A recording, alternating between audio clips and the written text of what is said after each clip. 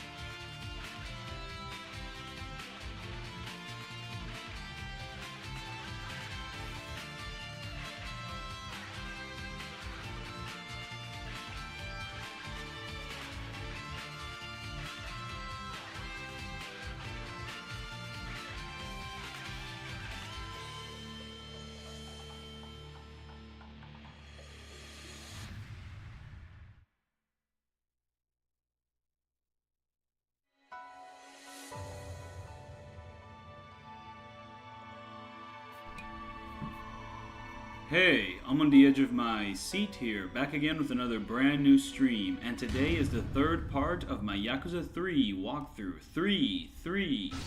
Load the game, save data. 3. Except this isn't really the third game in the franchise, it's actually the fourth because, you know, the original one, the original two, Kenzen, and then 3, so the whole 3 thing kind of falls apart after a certain point. But I am very glad. Okay, one good advantage of playing the English PS3 version of Yakuza 3 here, this is also true of the remaster, is I can pretty much start up every single stream and just let the opening play out and not have to worry at all about like demonetization or anything. Because, well, these brand new openings don't have music that's copyright claimed. If I was playing the original Japanese releases, like the original opening for this game would get my video copyright claimed. Anyways, Don Quixote, isn't that all the way down there? I mean, won't that play a song that may or may not get my video, like, demonetized or something? Maybe. Oh, I can't even go there. The police don't want me, like, you know, moving around there. And every time we get too close to a policeman, they just stay as an icon on the map, okay? So yeah, no, we need to basically explore around for the best possible route. And the best possible route is going to end up being inside the boss arena for the first Andre fight. That's just how it's going to turn out. But just trying to see here. Oh, I guess no, you don't go in this way. Wait, or do you? No, this is not the way you enter. And going from the top here doesn't really make any sense. So I assume there's going to be like a blockade. Yep, there's a blockade right there. So I'm going to have to go another route. Like the one on the left here just seems to be the one that adds up the most.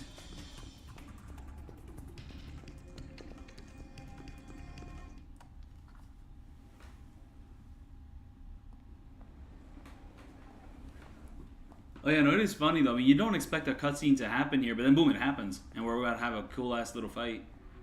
Though the opening does kind of somewhat spoil that you're going to fight here. And ooh. Going from the original Yakuza 2 to this one.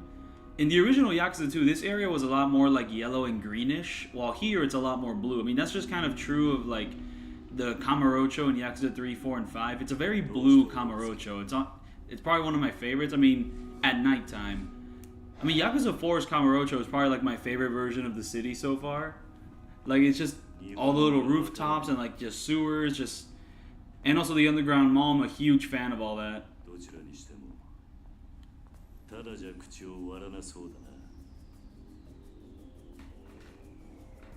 How much do I gain from AdSense? Currently not much. I don't know. I think the way I'm uploading my videos isn't really like giving me too much money. Like, best case scenario, like the best earnings I've gotten have been like $100 60 or something, but like these days it's closer to like 50 to 90. Like I don't know, I don't really have the most consistent like upload schedule, so just relying solely on AdSense hasn't been working out that well for me. I have been trying to see if there's like other ways to like, you know, do better with that, but yeah, currently it's very inconsistent. And ooh, if only I had the rolling heat action, but then again, ooh, and I believe like the next chapter, or no, this is that chapter. In this chapter, like once we're actually in the open world, we're gonna be able to unlock the Pomaki parry finally. And oh, level up already? Not tech upgrade, mind you, but yeah, this is just fun. I just love this boss fight. You just bait out the running attack he does, and then you hit him.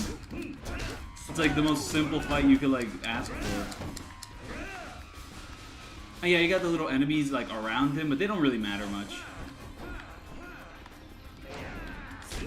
Though some of those enemies do get a little bit aggressive, like they throw things sometimes. And oh, I could have gone for another combo instead of just kicking him, I think.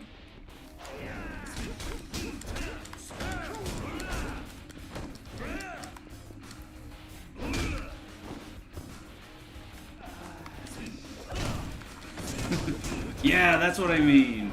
This is what Yakuza 3 is really good at. Just stuff like that when the enemies aren't constantly blocking. And Andre is just one of those enemies that doesn't really block too much. And he's just really easy to bait out. It's just good old simple fun.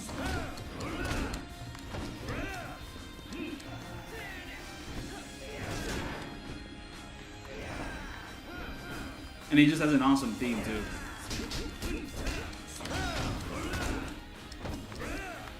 Oh, garbage can time.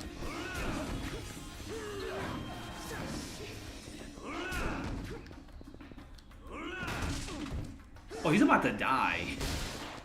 I should have activated this like a long time ago. I was just killing him. Oh, I actually have to spam this for dear life. Oh. There's no way I'm actually going to make it. Oh, what the fuck? I've never been in this situation before. I do not remember it being 10 seconds. I could have sworn it was like 20. Like, is that just an upgrade you have to get to make it 20? What was that? I had to spam that for dear life, and yeah, there we go. I love this bicycle here.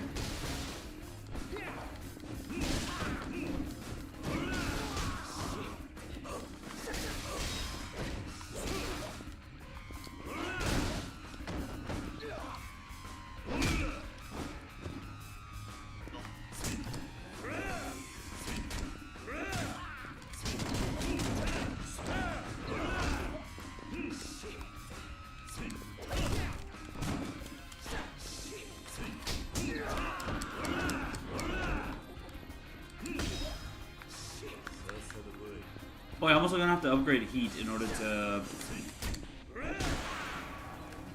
be able to gain like heat from taunting. And also upgrading heat is also going to be very important just to get the red heat bar.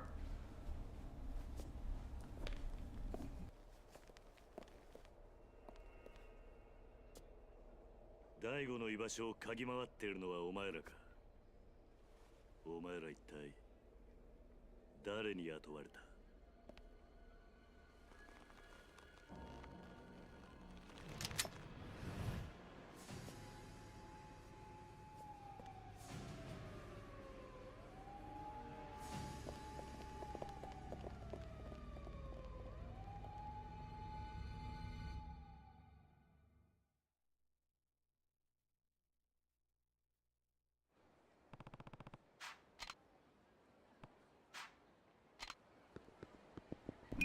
Alright, so now we're going to reach a death which has been retconned in pretty much the modern Yakuza games, specifically with Ichiban. And oh, this is going to be a chase mission.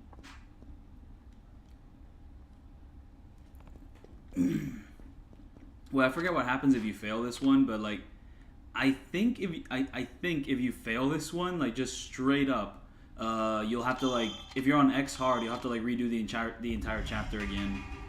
Not 100% sure about that, but I do remember this chase being somewhat difficult. Just anything with like Mac, just for some reason, tends to be like some of the hardest chases in the game.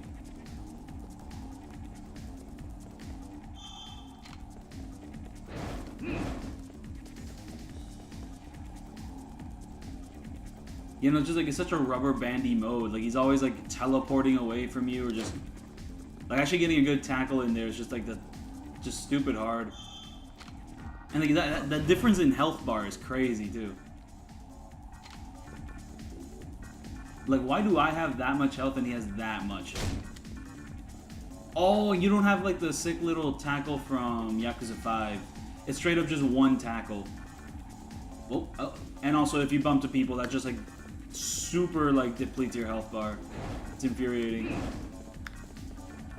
Like Yakuza 4 did improve these somewhat, but I think Yakuza 5 it just feels better to play in that game. Even though I think they got rid of a few chase mechanics, but also like just I don't really care much for all the chase mechanics. Like I could like live without them.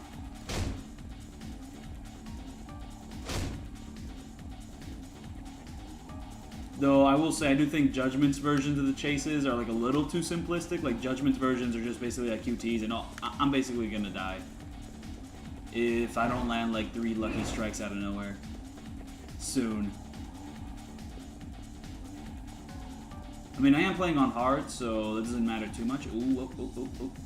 I can just retry this, but yeah, he's gonna get away.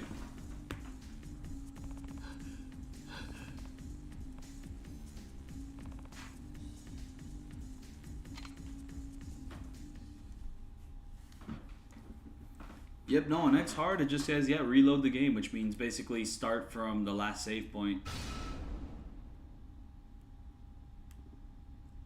So yeah, like, I mean, there's just like so many, there's a couple different reasons why you do not want to do a new game on Legend. Like, you really do want to have every single upgrade, including the chase upgrades, if you want to play like Yakuza 3 on Legend, just to like save yourself some headache. Like, just stick to hard for new games and only do Legend on New Game Plus if you have a file that's like super upgraded.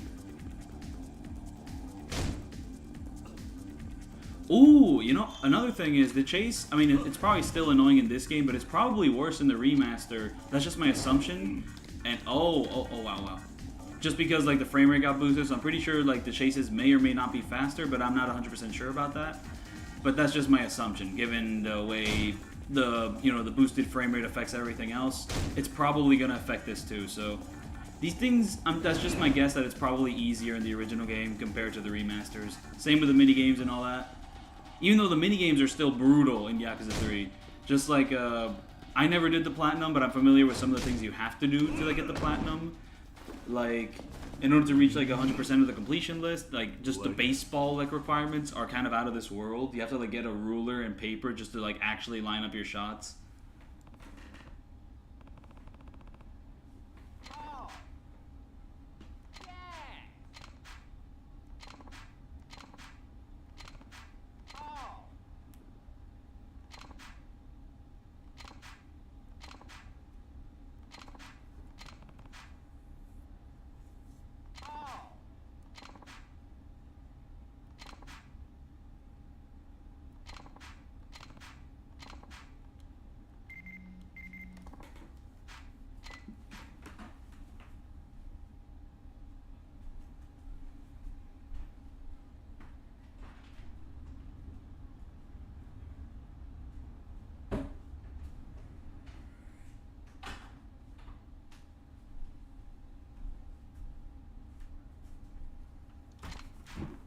Wow.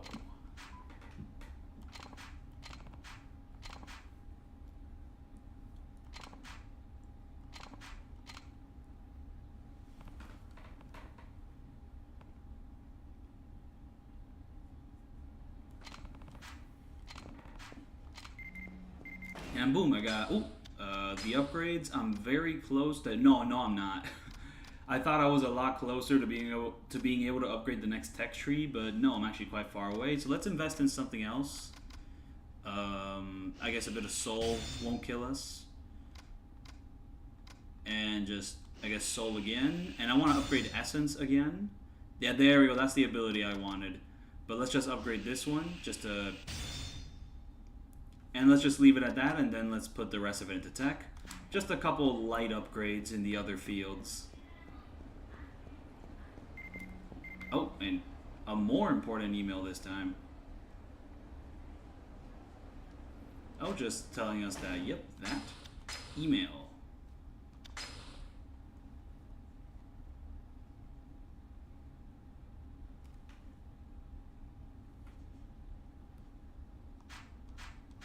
was that heat action actually useful?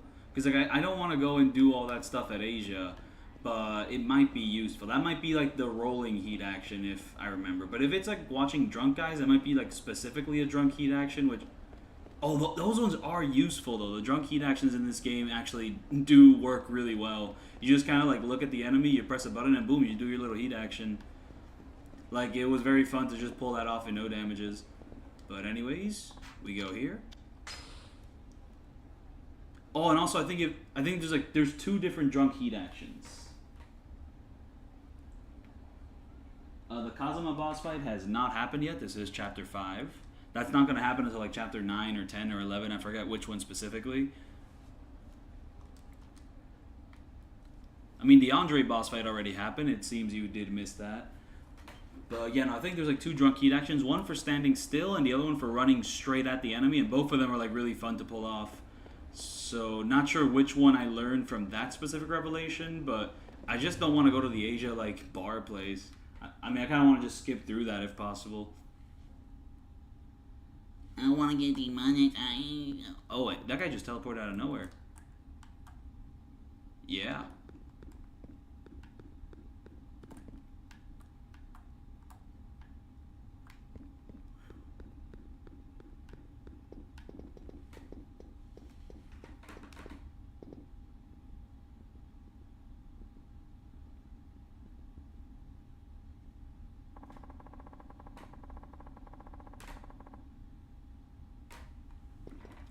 I mean, like, I don't know, I randomly think of, like, every single Yakuza game at some point. So, like, I mean, I'm not really the best judge of character on whether that's weird or not.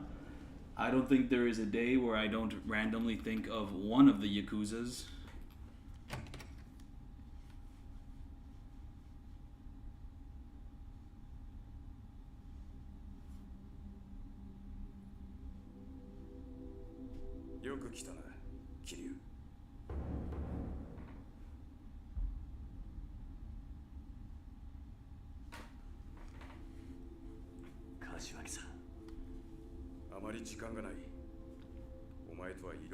Yeah, no, just like this translation, just like there's a couple things we're not really locked in.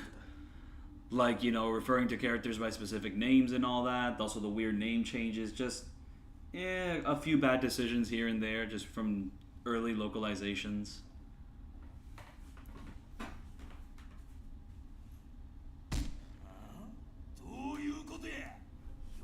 Oh, now we're gonna get the cutscene where they have the little bickering at the Tojo clan. It's much more convenient for this cutscene to happen here than in the last stream.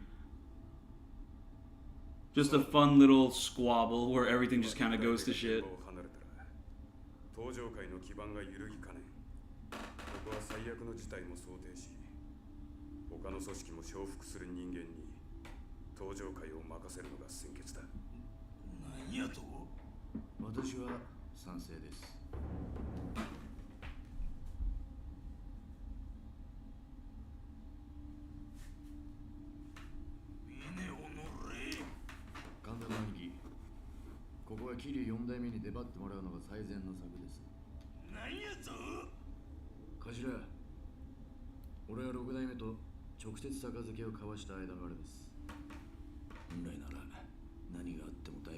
Oh no, Kanda boss fight has not happened yet. That's gonna be in the next chapter. That's a chapter 6 encounter.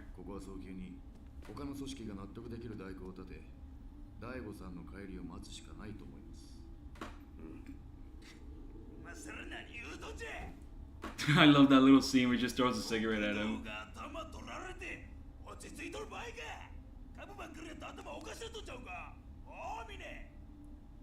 It's iconic. 極道だったらまずやることは後目のことよりも返しが先でしょう。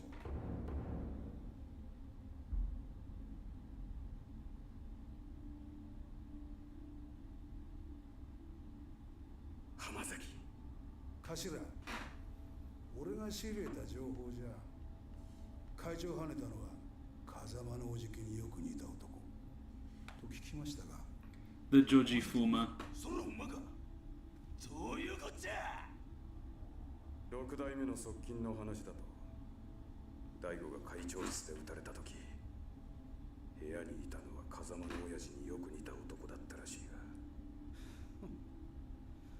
まあ一度死んだはずのおじきが生き返るわけもありません。別の人間だとは思いますが。頭、なんかご存知なんじゃないですか。いや、俺も全く見当がつかない。 I mean, considering the current state of the series, he might as well have just come back from the dead. 会長を撃った男を捕まえて誰が戦争を仕掛けたのかを探ることでしょう。4代目 Yeah, no, he didn't eat a nail. He ate like a chicken head, and he looked very disturbing and weird. Like his graphics were not all there. 今は早急に登場界の足場を固めることが先決です。直径99団体、桐生さんを代行に立てて一枚岩になっていく。Yeah, no, like, we literally hear him say Kiryu-san, but the subtitles say Kazuma.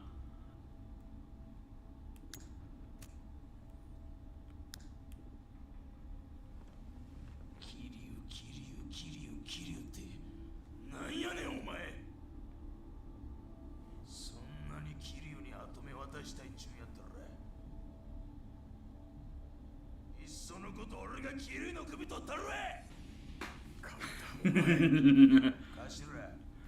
It's funny that those specific words come from him, considering what happens to him later on.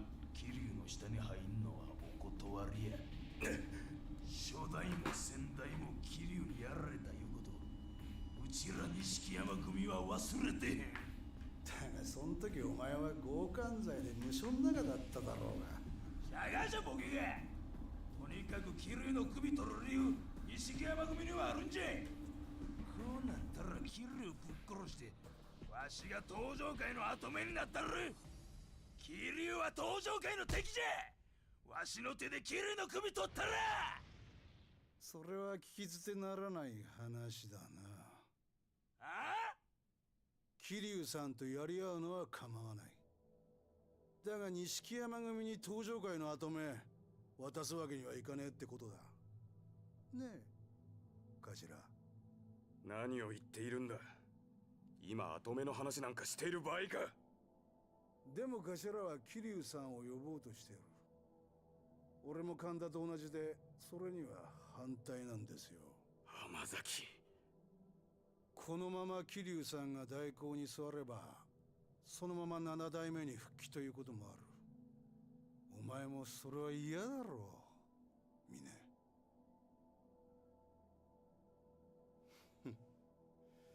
もう一人の幹部の意見も聞きたいね。真島の Ooh, now that Majima's been introduced, okay. First off, I love this suit he wears. It's such a shame it never shows up like beyond Yakuza 3 and Yakuza 4, and he never fights in it. It's such a dope ass suit. 何か喋ってくださいよ。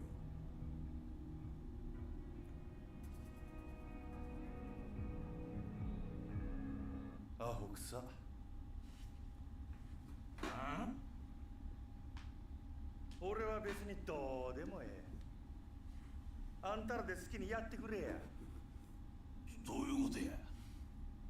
風間のおっさんの亡霊探すもよし、桐生ちゃんとドンパチするのもよし、好きにせえ。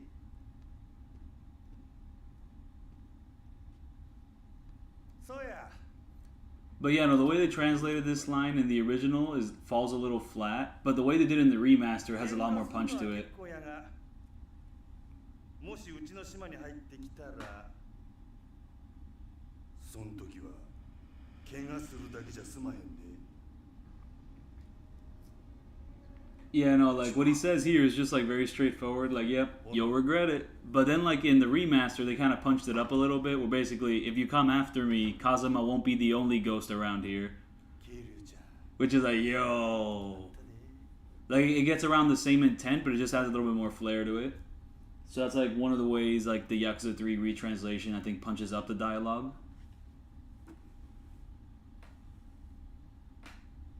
そんなことが。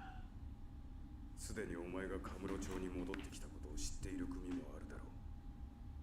特に神田の動きには気をつけろ。はい。おそらくそれぞれの組がそれぞれの行動に出る。俺は神田の動きを抑え、一刻も早く大悟を撃った男というのを突き止めるつもりだ。その件ですが、実は。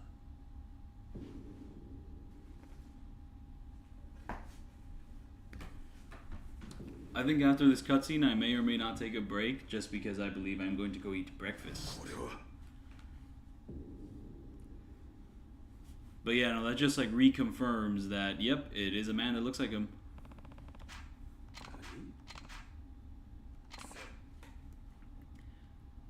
But yeah, no, they were like, oh, the way this plot point gets wrapped up is really silly. Because basically it's like, oh, how was he in two places at the same time in a span of like, you know, an hour or two? And it's like, well, it's because he has a CIA jet that lets him fly across the place at like the fastest possible route.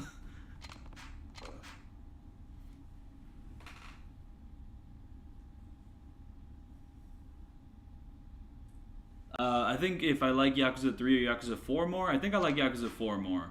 My opinion may or may not change on a replay, but I think I'm going to stick with it. I'm pretty sure I like Yakuza 4 better than 3, but there is a couple things about 3 which I do appreciate more, but overall 4 is more of my favorite compared to 3.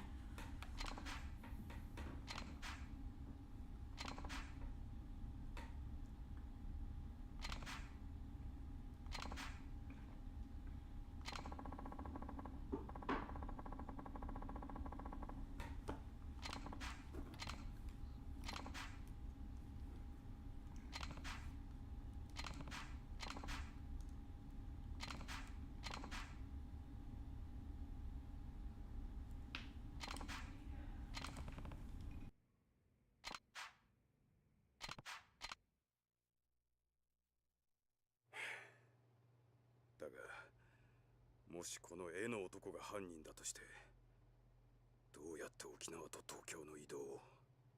中原が撃たれたのは昨日の4時過ぎ。大悟が撃たれた時間。Yeah, that is the one thing with 4 is that like it's like the first time the games like do 4 protagonists, and like a lot of the boss fights kind of get split between them. So there's like not that many fights in that game, and a couple of them aren't that great. I think like 3 has a little bit more of a solid selection of boss fights. Just 3 in general just has a really great selection of boss fights. Like it's not too many, but like each one of them, like, you know, it's like got a nice little challenge to it. You know, it's got a nice little like run to it. Like it's a nice selection.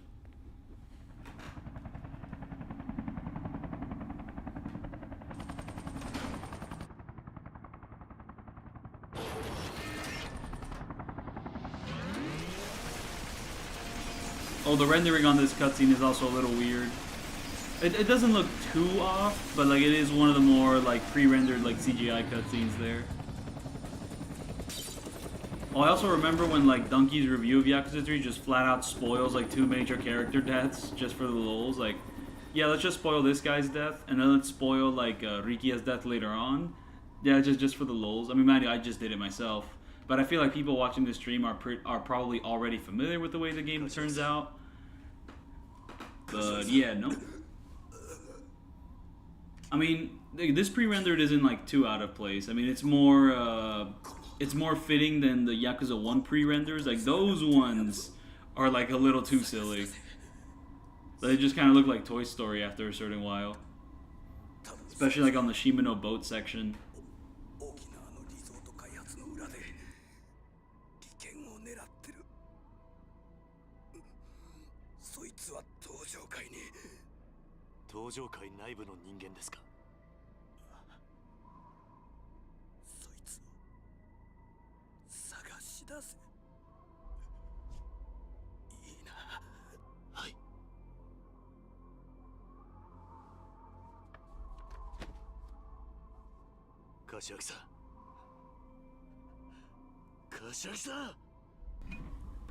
Well, first off, I don't really want a Kiwami 3 or Kiwami 4. Like, that just does not, the prospects of that just don't appeal to me at all. But if they were to make a Kiwami 4, removing the rubber bullets like plot would make 0 sense. Like, it's an important part of that game. And like, some people don't like it because it means that Sajima didn't kill anyone, but like, he still went through with it. Like, he still like carries the guilt of like, yeah, I was going to kill 18 people. Like, just because he didn't know doesn't mean he didn't spend like 25 years like carrying around that guilt. Like, it's still very real to him. So like, I don't think it like diminishes like his impact on that at all. And also the rubber bullets point, like the first time it shows up and it's revealed, I think it works really well in 4 because it pretty much just sets up like the folly of like the villains, because you know Yakuza 4 is about all these like ambitious people like just overshooting for the stars. And the rubber bullets is part of that. Like, yeah, it's kind of a dumb plot, but then again, yeah, it's literally the point. It was kind of a stupid plot because the person who like pulled it off immediately gets caught by the police and then gets wrangled in like the little web that the police wants with like controlling the Yakuza and Jingu, and just like the person who like wanted to pull off the rubber bullets like the little rubber bullets like twist pretty much gets fucked over because his plan was stupid. Because he was like pretty much just shooting for the stars. But mind you, the issue with 4 isn't so much the first time the rubber bullets like pops up, but more like the second, third, fourth, and fifth time it pops up again. Then it starts getting really fucking silly.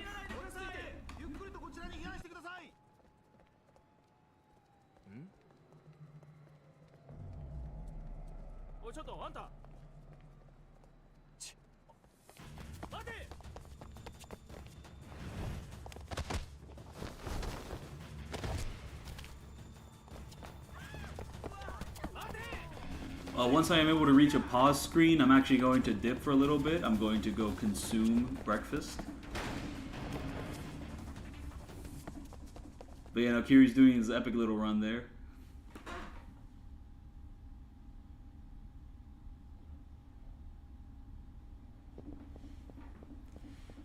I could have sworn it automatically goes into a chase, but does it not? No, never mind. I guess like we go to this little cutscene and then we go into a chase. And the people are still teleporting in there. Okay.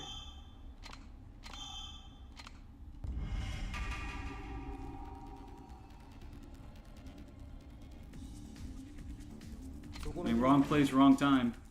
Alright, I'm gonna head out for a bit. I'll be back soon enough.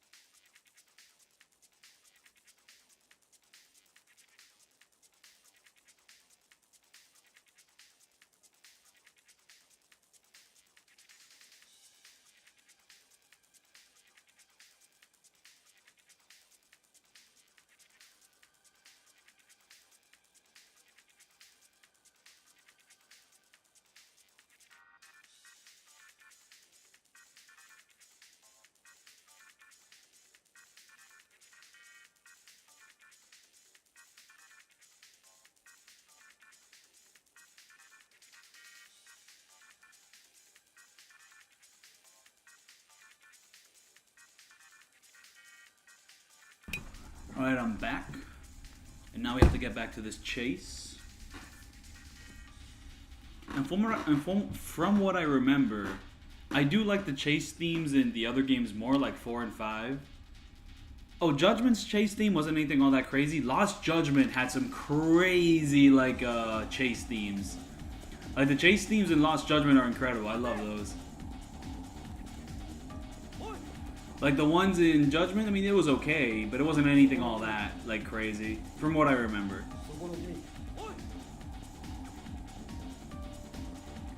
Like, I forget if, like, Judgment had, like, a sub-story chase theme, because Lost Judgment doesn't. Oop, gotta spam that button.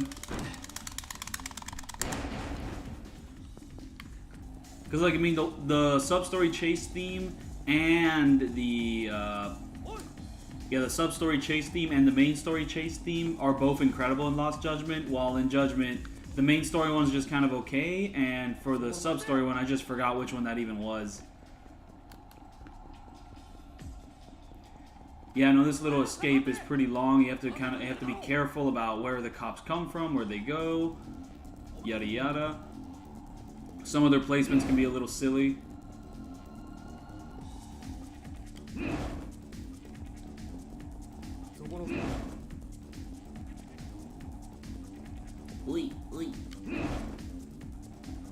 And I believe once we reach the Champions District here, we're going to meet up with Date. And he's going to info dump to us about how the rest of the game structure is going to go, kind of. Oh, that is a cool little shot there. He's like already like preparing for Judgment. Little cameo there.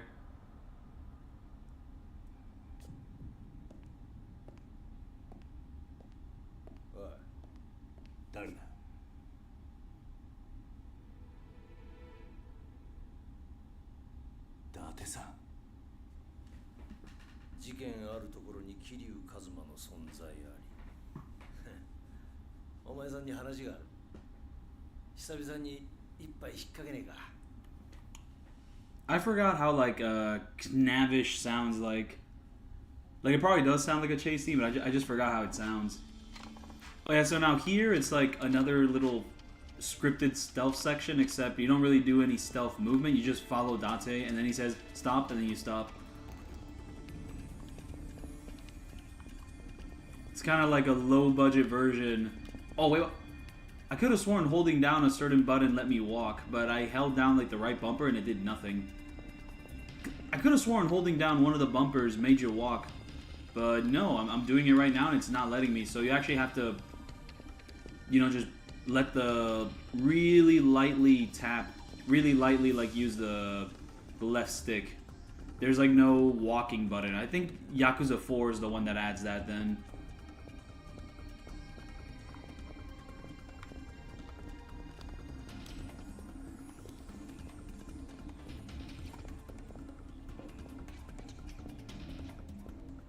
But yeah, no, one convenience of the PS4 remasters for Yakuza 3 and 4 is that they allow you to pause the cutscenes, while here, there is no pausing cutscenes. You're pretty much forced to pretty much skip it or just go through the whole thing.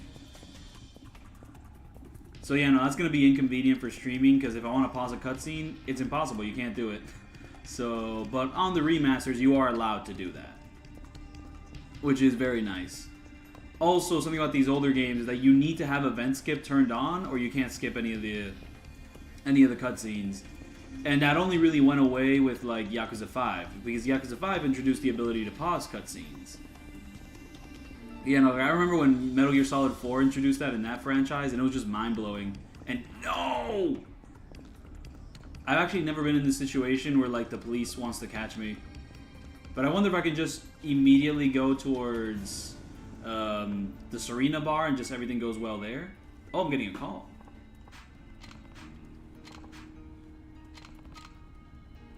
Wait, what?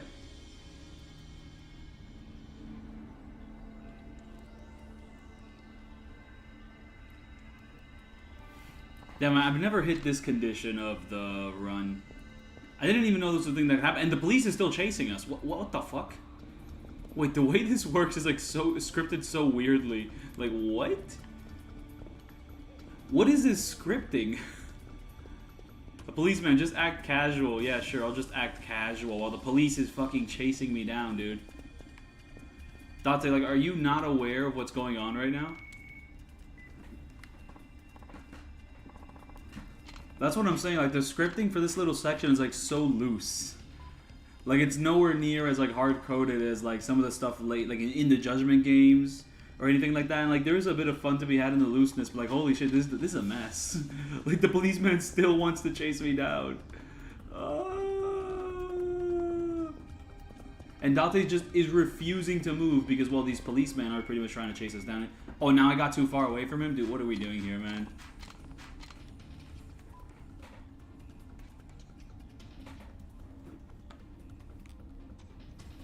Oh, that battle theme does kind of sound like, Date...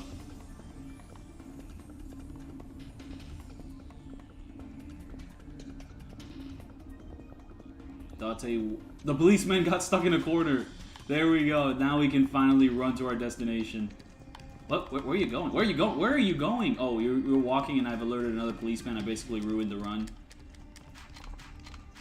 If Date can get to this arena place faster than the policeman can chase us down... Ooh, getting the locker coin key might have actually been the move. That's what I'm saying, like... What the fuck just happened there? I had the policeman, like, chasing us down the entire time. Like, this is, like, scripted looser than, like, the police section in Yakuza 2. Or, like, any of the stealth sections in, like, Yakuza 1. Which, it's fun. You can kind of just... You can, like, mess up and still, like, salvage, like, your little stealth run there.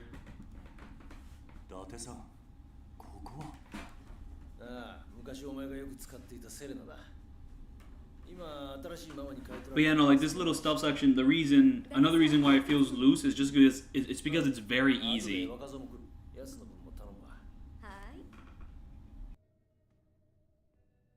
随分若いままだな。ああ。でも度胸と器量はそんじゃそこらのババアよりもすげえ。誰がババアですって？はい。聞かれてたか。まあまあ、ちょっとこいつに話があるんだ。外しておいてもらえっか。はいはい。ごゆっくり。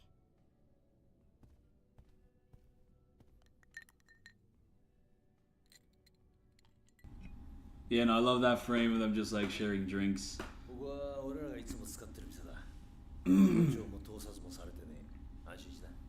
But yeah, no, just like that stealth section was like super easy. This is actually like the first time I've ever like messed up a stealth run in that section that badly. Because every single other time I've replayed the game, it was just like super easy. I just never failed. But I actually failed and I tried to like still win and I won.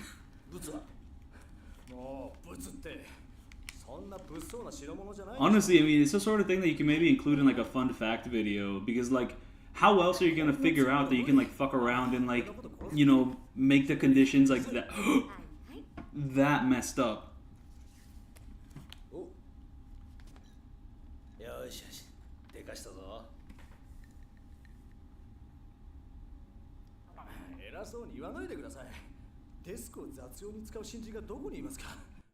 Mo, 一つかやらないんだから。それはああ、お前に見せておく必要があると思ってな。登場界の現幹部たちの写真だ。どうしてこれを？実は私、こういうものでして。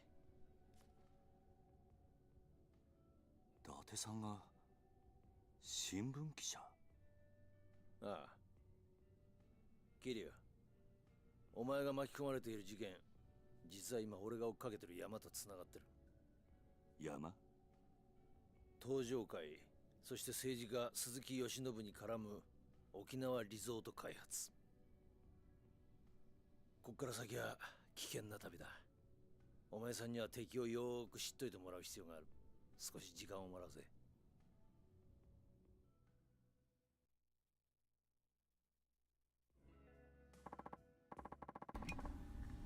Wait, what do you mean hello kill Majima? I do not remember him saying that. But yeah, here we're just gonna get a little info dump about every single like major patriarch at the moment. まあ無理もねえさ。2年前まで強姦で無所にぶち込まれていた。喧嘩と女が大好きっていう典型的なイケイケで、錦山が組長をしていた頃はどうしてそんな奴が組長に？無所から出て以来、こいつはカムロ町を中心に勢力を拡大していった。徹底的な暴力路線でな。2年前といや、近江連合との抗争の後だ。警察も東上会との距離を取りたがっていた。穏健派の2代目風間組の島をどんどん奪い、急成長していった。この男の目的は？ズバリ東上会の跡目だろう。女だろうと島だろうと欲しいものは強奪する。とにかく力ずくで後先考えずに突っ走る。I think the stream might be lagging at the moment. Oh yeah, like a big reason is that we're pretty much trying to investigate who could have shot like Daigo, or who could have gotten him shot. So we're just pretty much running over all the options. 港区を中心とした高級会社を乗り回し、指定線やインサイダーを使っての株取引。 In insider trading. なるほど。今、東上会の金はこいつでも。特に三代目にし。どうしてこの峰という男、数年前までそれをこっちの世界に誘った。峰は神田の仲介を得。それじゃあ。いや、峰は六代目の信奉者だ。神田のことを煙たがってるだろ。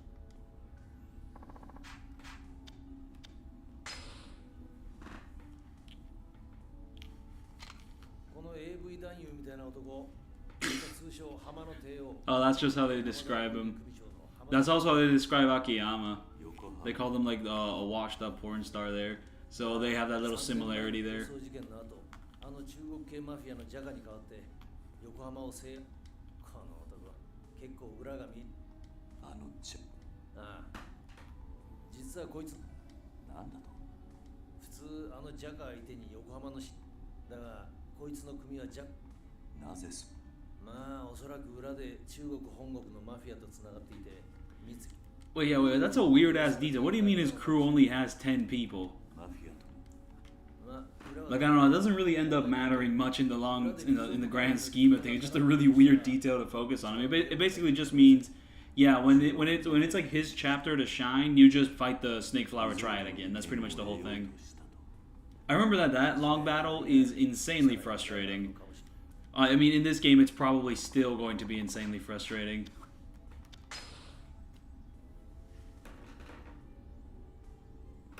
Yep, I mean we do go to like Yokohama in the very first Yakuza game for one level, and we stay inside buildings the entire time, but we do hit it up. リゾート開発の裏で利権を狙っている奴が東上界にいると。俺もそう踏んでる。今の東上界でこれほどの絵が描けるのはこの4人くらいだ。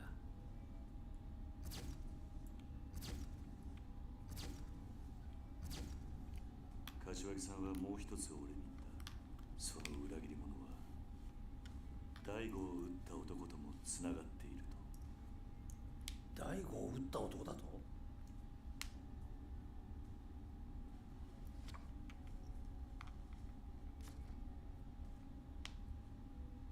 大悟、それとリゾートの買収候補地の土地を持っていた中原という男を撃った犯人だ。これ一体どういうことだ？これ死んじまったお前の親代わりだった風間じゃねえか。俺にもまだわからない。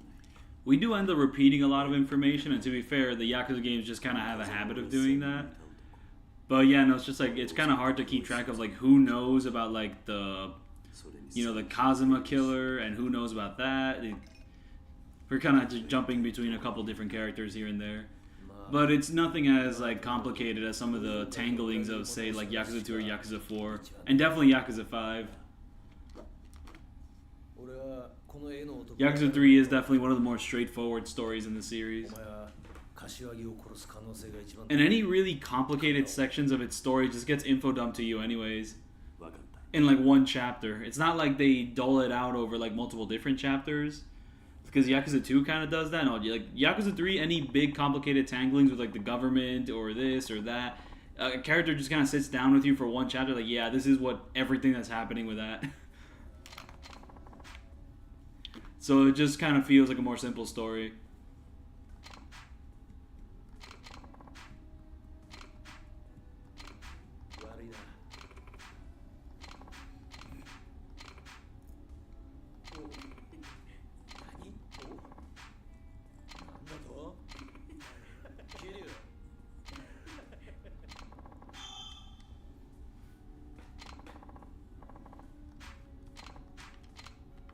How much health do I have? I have all the health, but I should just save the game because it's been pretty lengthy.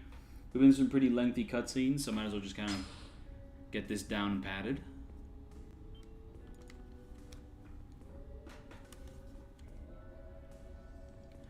Ooh, but I do need to learn the Komaki parry. That's actually going to come in very, like, it's going to be very useful for the Kanda fight if I can actually learn that. But I'm not... Last time I remember that I was able to learn the Komaki parry. Oh, it's in Chapter 6. I could have sworn you could have learned it in Chapter 5, but the entirety of Chapter 5 was like a set piece, so I don't know about all that. Maybe it was in Chapter 4. No, Chapter 4 is also supposed to be impossible. So yeah, I'm not sure how I'm going to learn the Komaki parry, really. Oh, and Rikiya's going to pull up, so we're going to have this little objective where we have to, like, guess where he's at.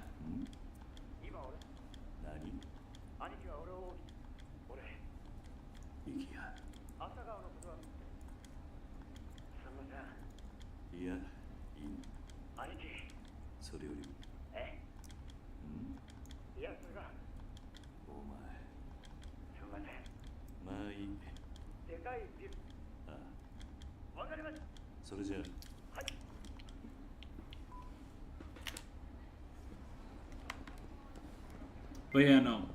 The stuff with Komaki, I just remember it happening near the top of the map, so I think I'll just head over there.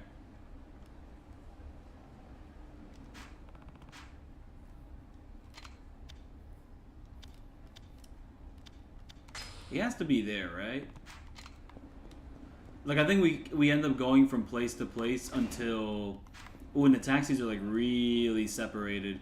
I think we get more taxis in Yakuza 4, but, like, Yakuza 3, it's pretty loyal to the taxi placements of the original Yakuza 1 and 2, which means you basically only have 3 taxis, one all the way at the bottom, one all the way at the left, and one all the way at the right, and then the rest of travel, you pretty much just have to, like, hoof it over there.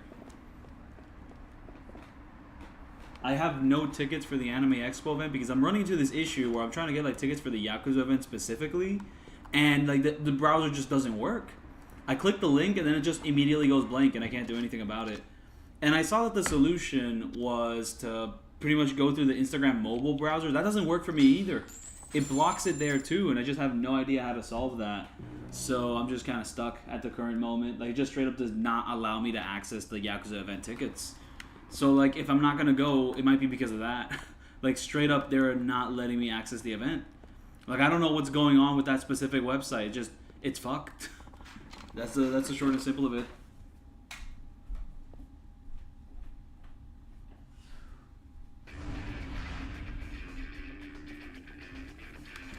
Will he let me hit me without him blocking? Oh, he really would. And I can kill him. Well, I do have heat, but yeah, I can kill him just like that. Yeah, Blockuza? What are they talking about? What do you mean Blockuza? They're not blocking anything.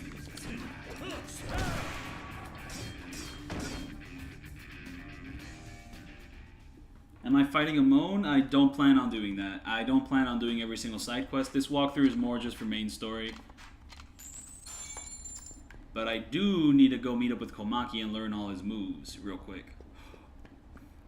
It's just, I'm not sure if that's even possible at nighttime, and I also don't know how that side quest works. So I'm honestly just kind of traversing the map randomly, trying to locate the big old thing, but also Komaki parry is going to be super necessary for Majima later down the line. We're going to have to take advantage of, like, his little, you know, attacks where he tries to, like, hit you when you look behind, when you, like, look away from him.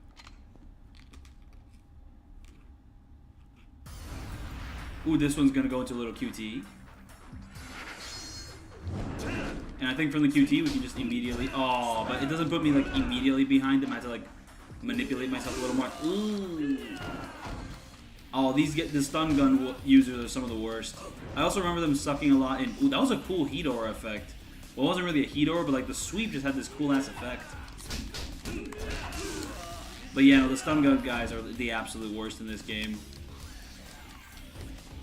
Like, look at that little like trail of fire that happens.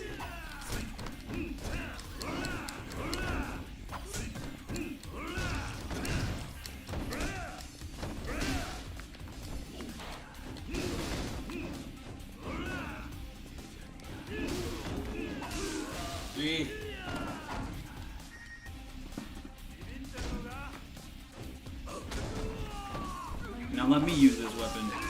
It actually deals good damage against the enemies, but I think once we hit the boss fights, it's gonna be a little less useful.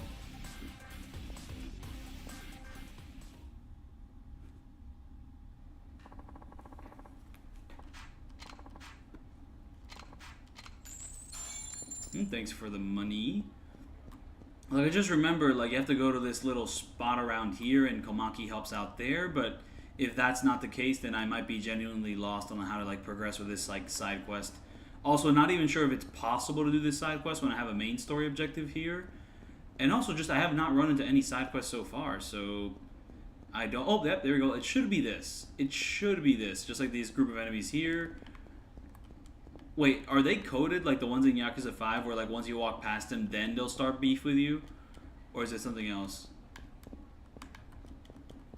Yeah. Yeah. Yeah. So those guys are just standing in the middle of that little intersection there and they're not letting me do anything. But in Yakuza 5, if you see like a crowd like this and you walk past them, they'll just start beef with you. And it's like one of my favorite little encounters. Yakuza 5 has a lot of like fun little encounters in there for like basic enemies, which it should have some fun encounters because Yakuza 5 also has like one of the highest encounter rates in the franchise, from what I understand. So it's like very like demanding game to like navigate because also like the way you run around, you don't run like fast here like in Kiryu. You have like this weird physics based like grab. No, you have this physics based like running animation, and it's just it's not the best. I don't really like the way you run in Yakuza 5 in the open world. Not a big fan of it. What's going on here, though?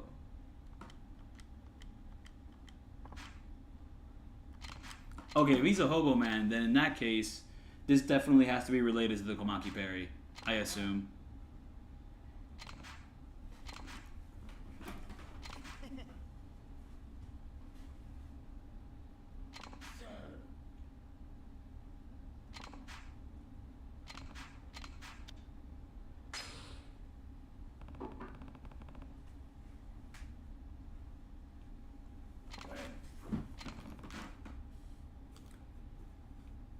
Brats like you should stay in your little brat hangouts.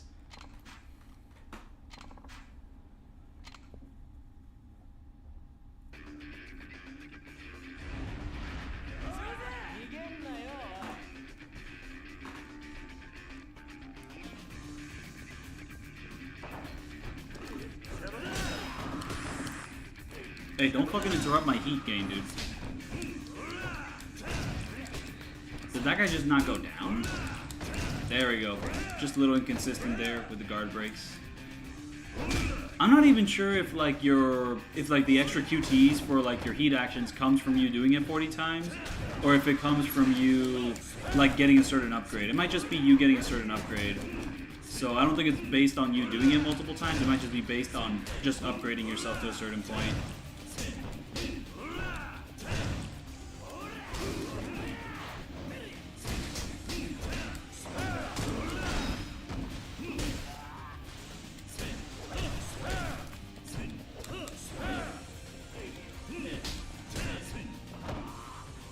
Just from that, the enemy starts juggling once he dies. Ooh, I love the way this bike just kind of stands there for me. I think I'll take advantage of one of the heat actions. Yeah, there we go.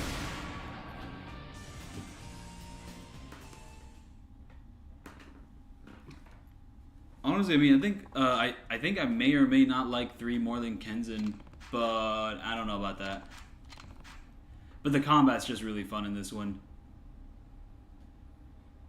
The hobo men are citizens of this town, not some Johnny-come-lately trash. Like, what the fuck does that mean? Why would Kiryu say that?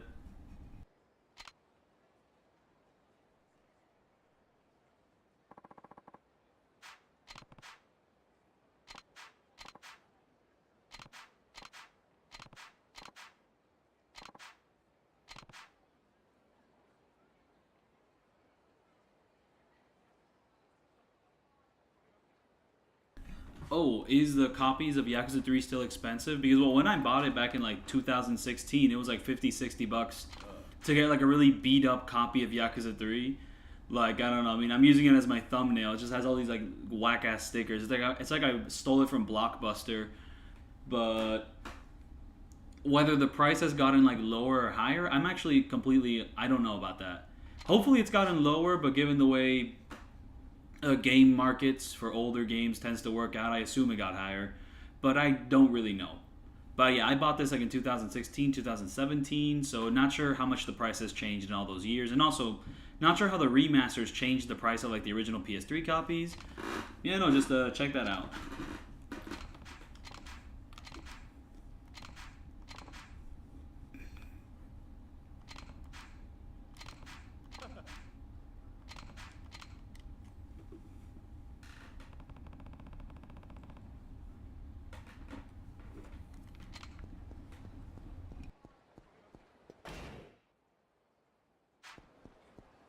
I almost got distracted by the main story objective and... Oh, is it going to happen here? Oh, I guess the event is going to happen here. Alright, alright.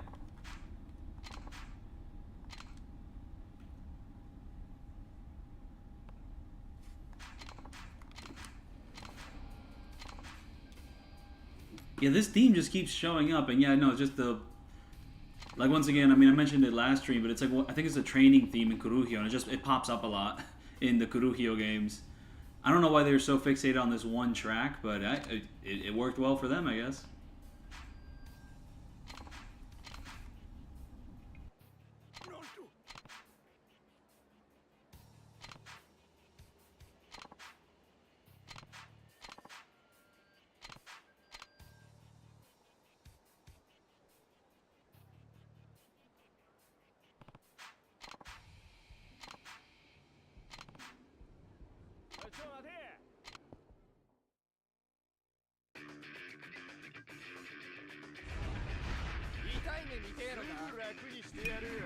So yeah, no, he's here to beat their collective asses. Not sure if Kiryu would, like, really... This fucking guy has Hamazaki's moveset, or, like, Honda's moveset. This purple jacket guy has a moveset we're going to be fighting later on. Except I'm assuming he's not going to pick up any couches. And, ooh, I picked up some healing items along the way. Okay. Very nice. I don't really need to use the bentos that much, except yes, I do. I mean, while I have, like, no health, using the bentos is still very useful. Oh, come on. I was just about to hit that guy some more. What is this? Oh, and this guy fucking hits me while I'm getting up.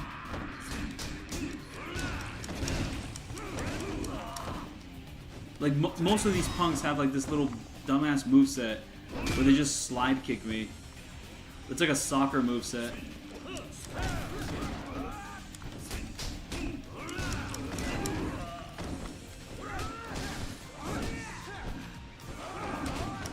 Yeah, these guys are just aggressive.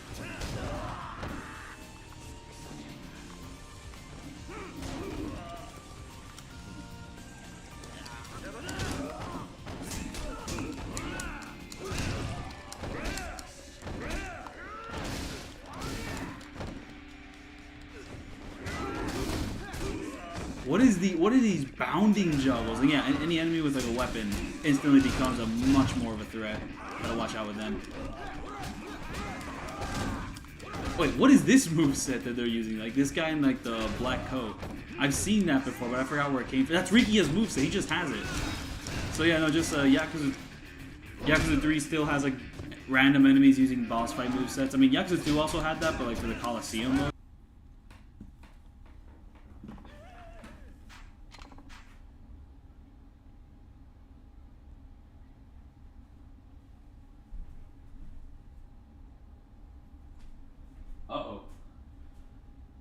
My stream is starting to lag a little bit. Yep, Blockuza is bound Kuza at this point in time.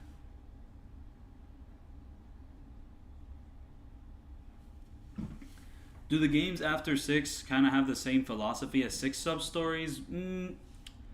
I guess yes and no. I don't know, because Kiwami 2, like, still has a bunch of sub-stories. Like, they're not all gonna be, like, voiced 100%. 6 is, like, the only game in the franchise which has, like, voice acting for, like, every single one of them, but... yeah, of the original, so it does kind of have a couple which just are kind of there.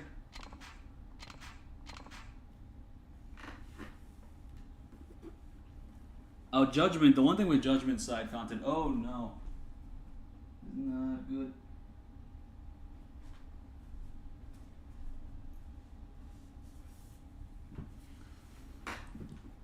Yeah, no, my stream is starting to lag a bit. I guess the Wi-Fi is getting inconsistent at the current time, but... Judgment, like, there's a lot of great sub-stories in that one, but Judgment also has, like, this friendship system, and that can get really repetitive really fast, so that is kind of annoying. Ooh, Lost Judgment, though, has a lot of great side content. And yeah, 7, I think, does follow more of the philosophy of 6. You know, like, the sub-stories tend to kind of drag on and on. But, you know, most of the sub-stories, you know, there's, like, something meaty going on with each of them.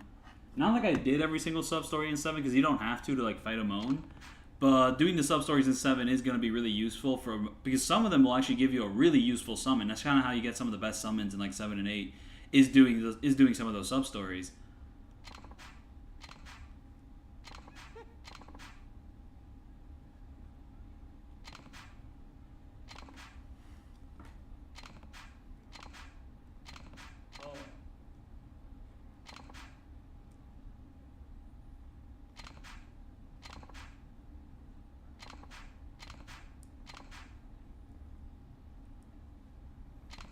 Oh, so we're gonna fight an actual boss fight with like a boss fight health bar. Okay, this could be dangerous.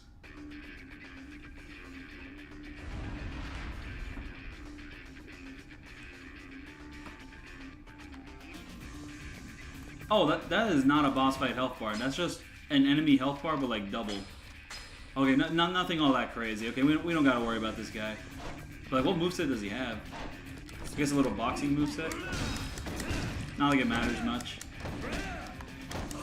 Oh, I have access to this now. Okay. That's going to be very useful.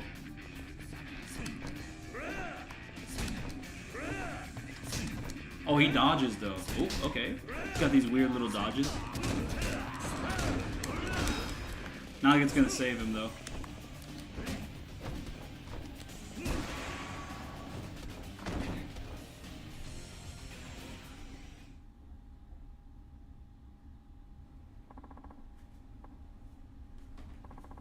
Yeah, no, like, I mean, I didn't actually finish all of Lost Judgment's content, but, like, all the school story stuff I thought was, like, really dope.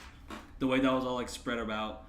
And, yeah, I didn't finish boxing, but I got, like, 90% of the way through it, and, like, everything I played from there is, like, probably, like, my favorite stuff in terms of side content in that game.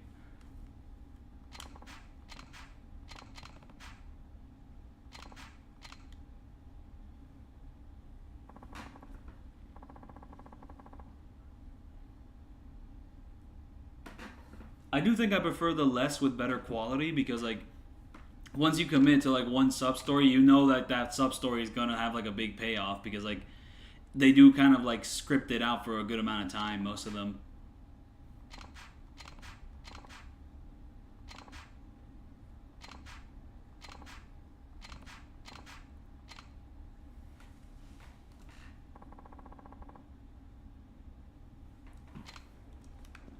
Ooh, I actually got a good amount of experience points, not enough to get another upgrade, but...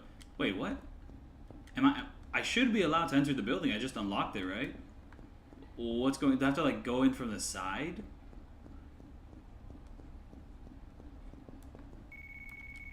Ooh, I'm also waiting for a call from Kamaki.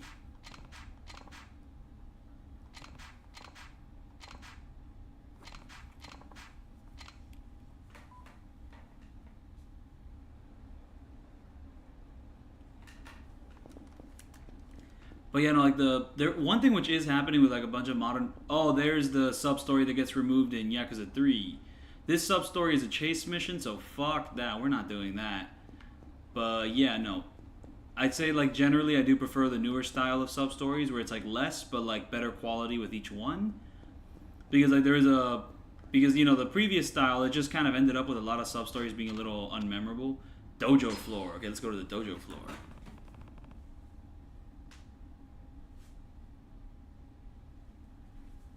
Well, what's kind of ended up happening with certain Yakuza games, like the modern ones, is that there'll be like 2 or 3 like really big side content like pulls. Like let's say Yakuza 7, one of the big side content pulls is like the dragon cart or the business minigame, and then there's like the normal sub stories. And 8 especially kind of like, I don't know if suffers is the right word, but it does kind of feel like that. Yakuza 8 especially, like it's kind of got like 2 or 3 really big like sub story things. You know, like you got the island, the Dondokodo Island, and the Pokemon thing, and then there's also sub stories along the way. And like 8 just kind of feels like it doesn't have that many sub stories, even though the sub stories which are in 8 are really good from what I've played. Like most of them are just like really nicely detailed. They have fun stories. Like I really like them. All right, so wait, where do I go? I mean, I went to the dojo. I'm trying to meet Komaki. What's going on here? Like I just entered this building and like nothing's happening. Like if I try to exit, will something happen? Because I really need those the Komaki parry before continuing on. Let's just visit the other floors while I'm at it.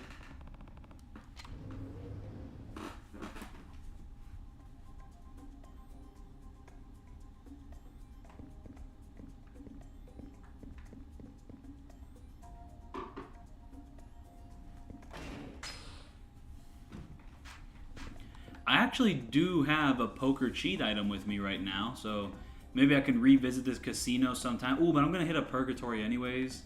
So I think I'll just gamble in Purgatory. I don't care too much about gambling here right now.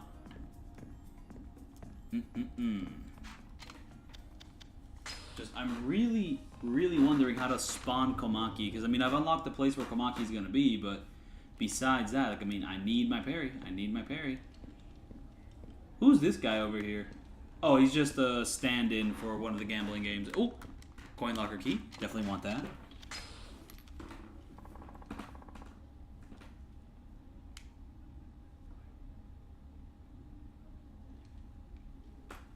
Oh yeah, no, Yakuza 3, because it's kind of like this slightly gimped version of the original Japanese game, even doing all the sub-stories won't really be enough to like fully upgrade Kiryu on your first playthrough. Like I think you can still fully upgrade Kiryu, it's just that like it's gonna be hard. Like you're gonna have to kind of grind a bit. You might as well just do New Game Plus. But it's nowhere near as big as an oversight as Fist of the North Star Lost Paradise, where it is actually physically impossible to fully upgrade yourself on that first playthrough. Because straight up, you won't be able to get enough. Story orbs to pretty much get every single upgrade on the first playthrough. It's like, why did they do that? It was nonsense.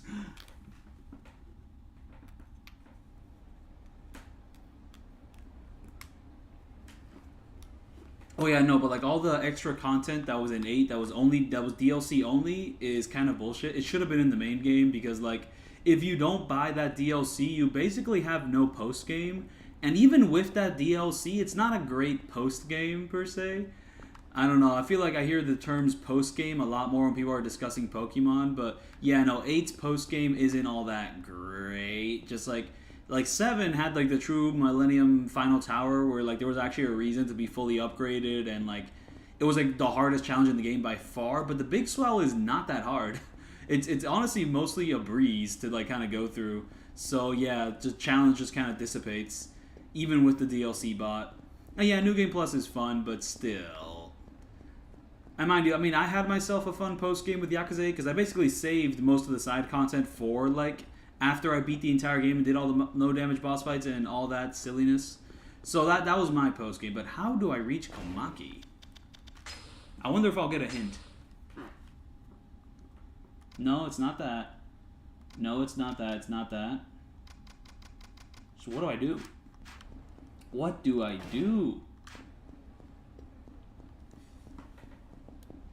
But yeah, no, it's just like Yakuza 6 and Kiwami 2, the way you like earn more XP is pretty annoying. Like you basically have to eat. You have to pretty much eat so much food, and that's pretty much how you get a ton of XP. It's just kind of an absurd way to like grind. Because it is grinding, it's just a different type of grinding. Just kind of like obtuse, like, oh yeah, I'm just gonna eat so much food of a specific type and a specific combo, and then I'm going to like empty my belly with like little Pepto-Bismols or whatever, and that's how I'm gonna get all the XP. It's just bizarre. It's very, very bizarre. And it's just not that fun. Like, I mean, it's just like, you know, you want to get upgrades in order to get better at the combat. It's like, what do? You engage in something which has nothing to do with the combat. Like, what are we doing here, man? Oh, I just randomly went into the weapon shop because I went into this little corner. Might as well just check it out.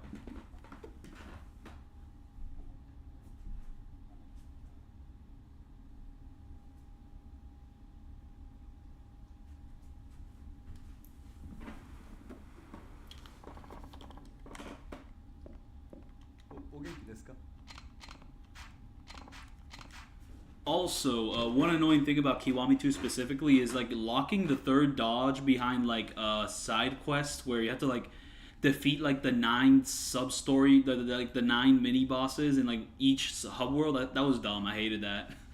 Cause like, I mean, at least in Yakuza 6 you can unlock like the 3 dodges like normally. It was like a big investment, but you could unlock them that way. But no, you have to fight the mini bosses in order to like unlock the 3 dodges, and it's just like.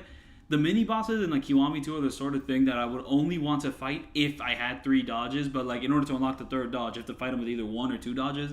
It was infuriating. I hated it.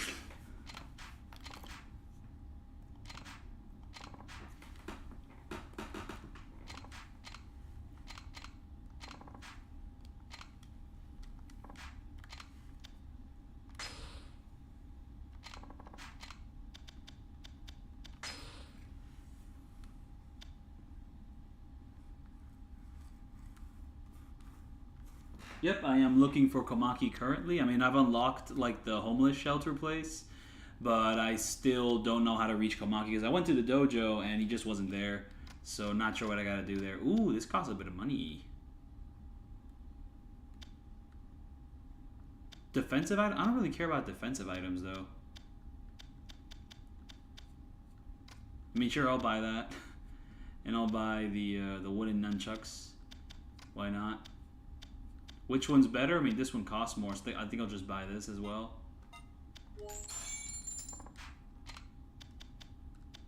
Can I mod the weapon I just bought? Oh, can't modify any of those weapons. Okay, check designs.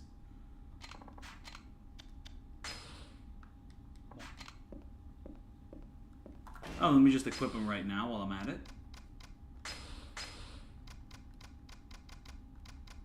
Nunchucks and the double sticks. And the tonfa, I'll just use later.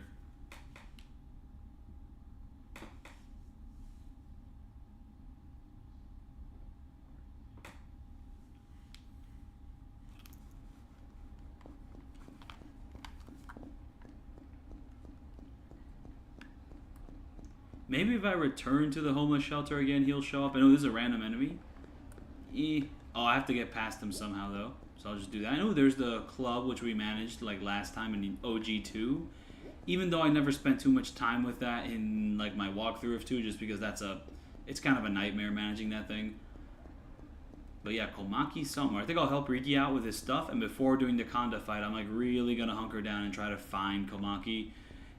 Like, I mean, worst case scenario, I'm just gonna use my telephone and just look up how to like get to him. I really hope like being with Rikia doesn't lock you out of that content. That would be annoying.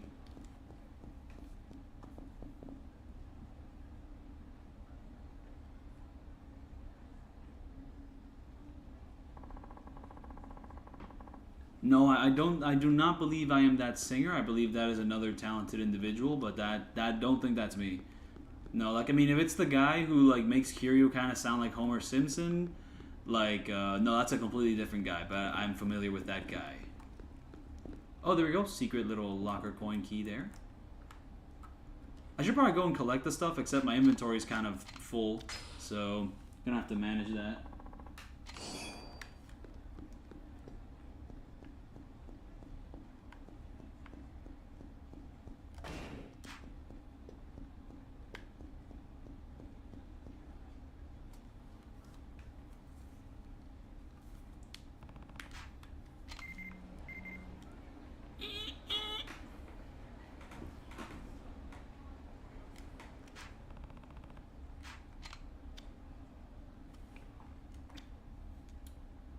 I mean, it has to be the same street, no?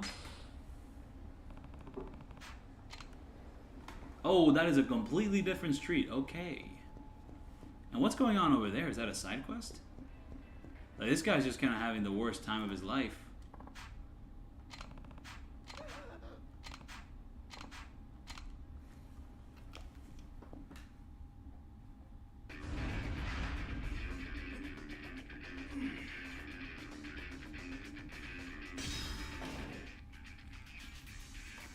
Oh, wait. Is the video you're talking about, like, is it the one who goes like, I am the Yakuza Kiwami? Because I'm also familiar with that guy, and that is not me. But, like, if that is the guy, I can kind of understand why you would get confused. Because I guess I could do a somewhat similar voice.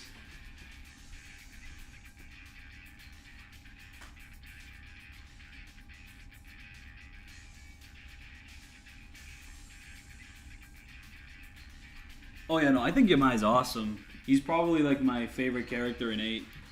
Definitely, like, my favorite new character. He's dope as hell.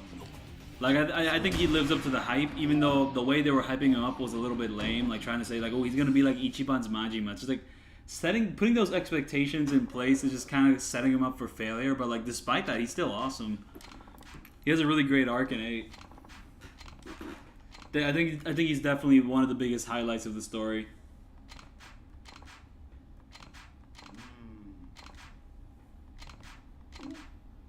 That's what's got you so edgy.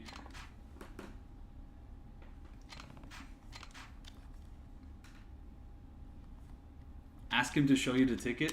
I mean, I'll work for you, why not?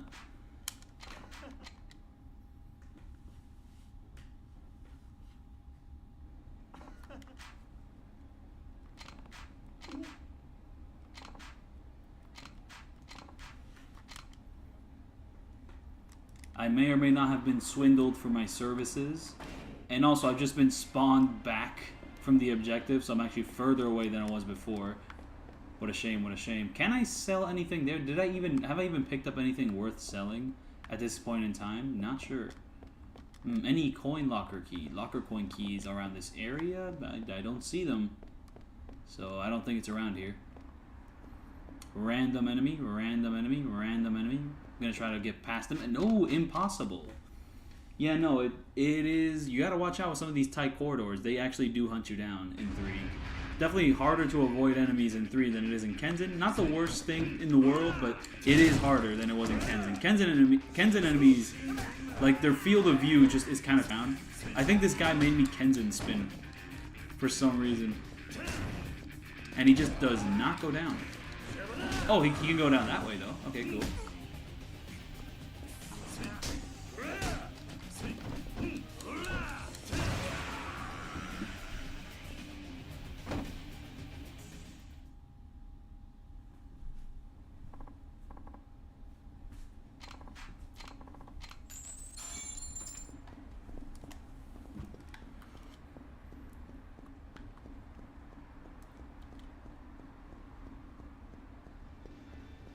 Oh, another enemy, and he wants to fight me. I want to avoid him.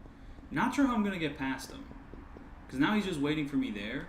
And if I try to get past him there, he's just going to, like, beeline me in the right. He's, like, way too fast. Or not. Oh, I was able to get past him. Nice, nice. But yeah, just Komaki. I'm really going to have to... Oh, that guy's also an enemy. He's, like, one of the host enemies you have to fight. Because they also have an attitude in this game. It's very frustrating.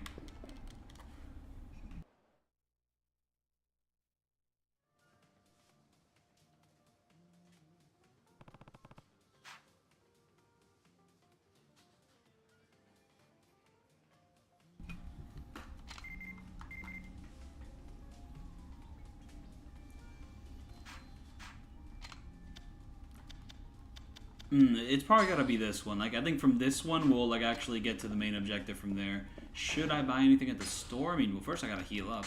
So I'm gonna eat some of these bentos, just kind of get that out the way. Thank you. But, you know, Yakuza 6, I think, has some of the best dynamic intros in the series. Just like, I mean, the Somaya ones are, like, some of the best ones.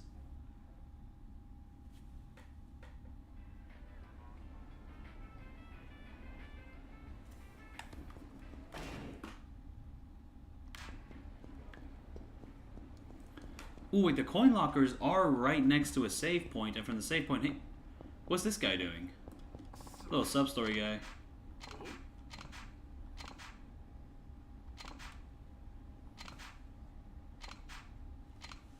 Oh, he's actually like a main story guy? He's not a sub-story guy? Okay, okay. He's just hanging around there for like a bit of lore dumping. What's going on over here? What are these guys doing? Oh, it's still another story thing. Okay. Okay, okay.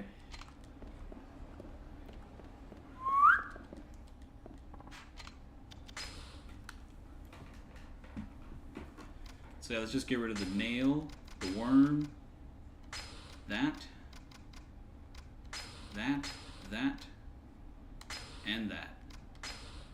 I could have sworn there was a button to like organize your entire inventory like immediately, but I guess not. Okay, anything worth putting in here? Nope. All right, we got the best of all worlds. Let's go to the coin lockers and just settle our current affairs there.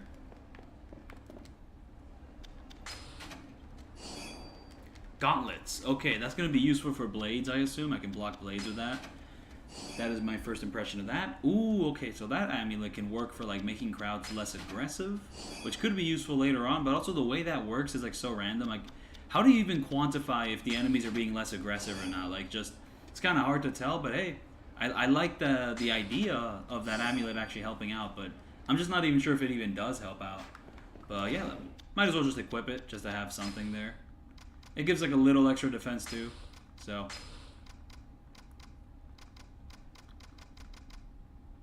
Yep, but this one has a very quantifiable effect. This one actually does like protect you from blades by blocking. So I'll just have that equipped as well. But I do gotta move some things at the save point again. Just kind of get rid of the materials just to make more space for healing items and weapons and whatnot. Whoa. Okay. Yeah, the Wi-Fi is just being very inconsistent. My stream is just not doing good at the moment.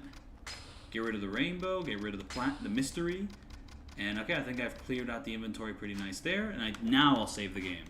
And then I'm going to move on with main story or...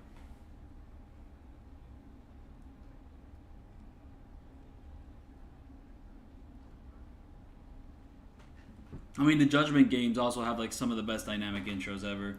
Like Judgment especially. But yeah, no, the pool one in Lost Judgment just has a very nice flow to it. And just the setting of that fight is like very atmospheric too, like the bar setting.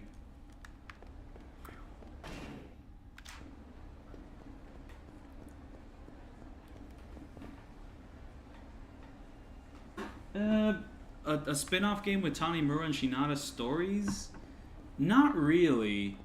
Like, I mean, just the thing with the Tanimura and like Shinada stories that they're basically wrapped up.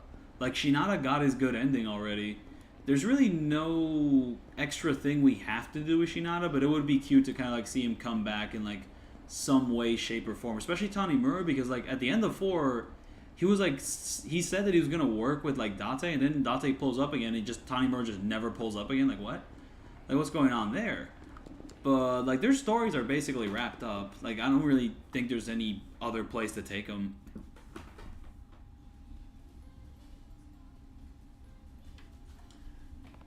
Like, it's just Akiyama's the one who could really use like a Gaiden game, and it's just like the way he was info dumping in like Infinite Wealth in his cameo. It definitely seems like they have something planned.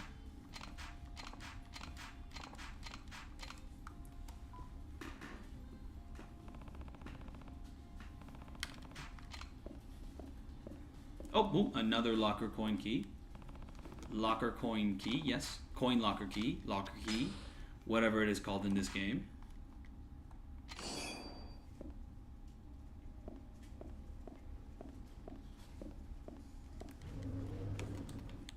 I think now I'm actually going to type in like how to find Komaki in Yakuza 3 because I'm just going around the world randomly really is not helping out.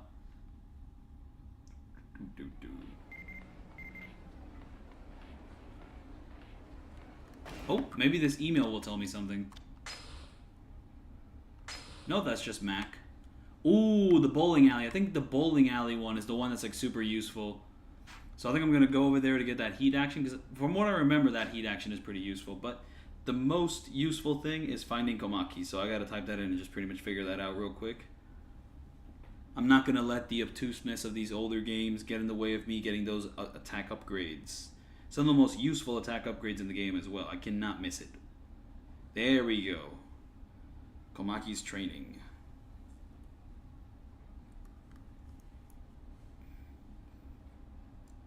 Oh.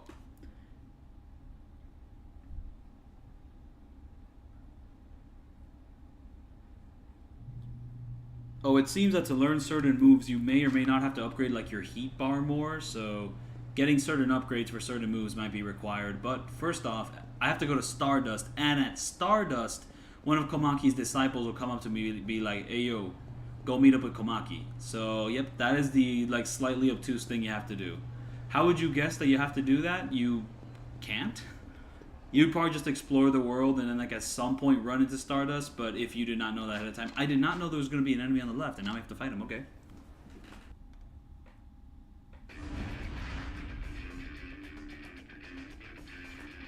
I recommend playing Judgment, just came out before 7, just because like Judgment still kind of follows the timeline of like the mainline games anyways.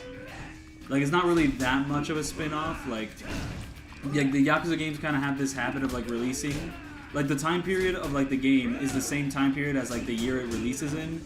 Judgment still follows that, and then Yakuza 7 also still follows that. So you might as well just go with Judgment and then hop from 7. Like, you know, it's pretty much... It continues like that. And, like, Lost Judgment's story also just kind of continues off of 7 anyways. So, like, it's basically mainline at this point. Like, the Judgment games are basically mainline. They're still connected. It's just a completely different cast and all that. But same type of gameplay with a few differences here and there. Like, Judgment is pretty much carrying, like, the beat-em-up style, aside from, like, this new Gaiden, like, sub-series we're doing right now. Not sure how they're going to continue the Gaiden stuff.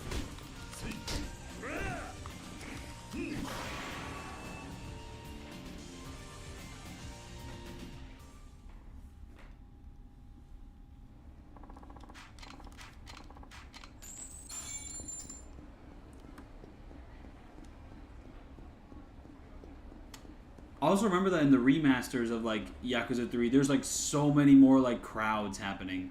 Like, yeah, this is a pretty busy street, but it gets like more busy in like the remaster, the PS4 remaster, because I guess like the extra rendering power allows them to just spawn in more NPCs. I may or may not be wrong on that.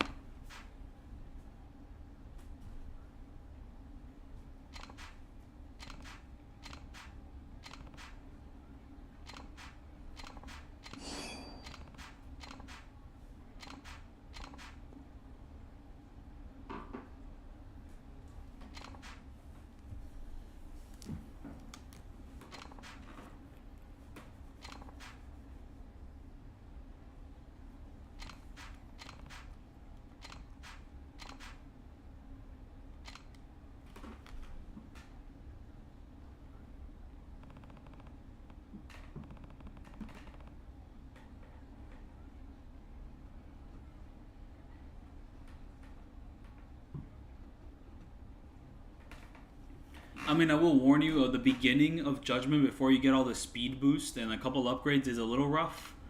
Like, you're pretty slow at the beginning of Judgment. So, just, I guess, I'll warn you about that. And also, if you're playing on the original PS4, the frame rate's not great of the original game. If the remasters, they run at like a solid 60, it's very smooth. But Judgment does feel pretty weighty, which could be a good or bad thing depending on like how you like feel about that. But yeah, it is a pretty weighty game. Like, Yagami kind of feels like a big sack of bricks.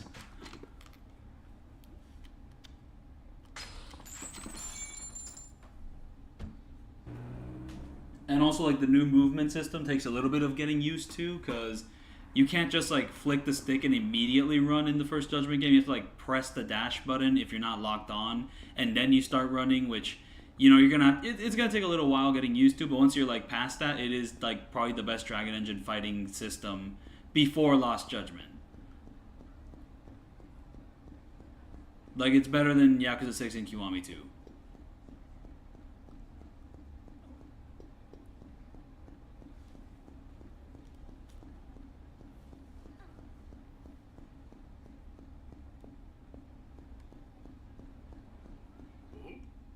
Oh, and I did not know I had to fight this guy. Okay, he's just kind of getting in the way, being a little bit annoying. Yeah, no, it seems this stream is gonna be the one where I just go get the Komaki parry. That's like the whole point of this stream. And well, I mean, while I'm at it, I might as well also get the Tiger Drop, but who knows what I can get at this point. Oh, little spear thing. I want to get this. Asshole. I hate these guys.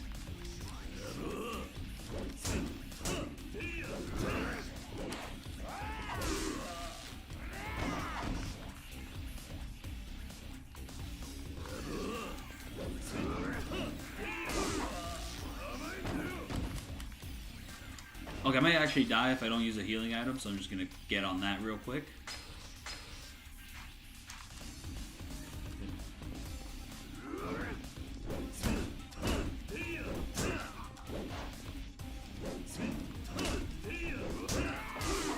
Like, yeah, these guys just have a habit of just instantly going around you and just doing one of those awful, like, stab attacks. Oh, I forgot about the poking attacks you can do with the spears, or the poles.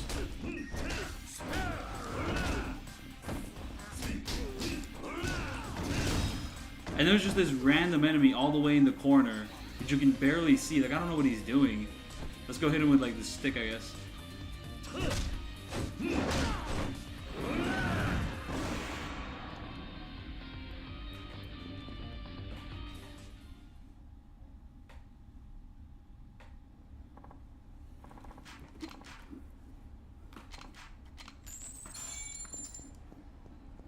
Like, I think one of the biggest improvements, like, Judgment makes on, like, the Yakuza 6 and Kiwami 2 combat is that the extreme heat mode, like, combat system, when you, like, activate your extreme heat mode and, like, go to town, it's, like, just a lot more fun in Judgment than it was in Yakuza 6 and Kiwami 2. In fact, for speedruns, the strategy is just basically spam, like, the special extreme heat mode combo with Crane. Because it's, like, it's very overpowered for, like, crowd control.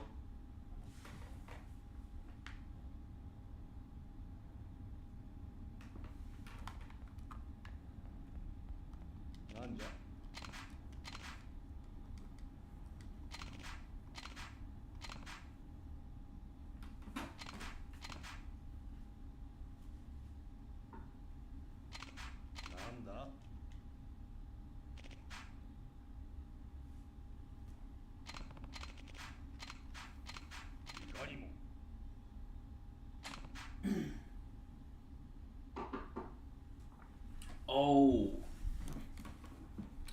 I completely forgot about this. This is like a whole sub-story. You have to like go fight these guys in the open world and do all that.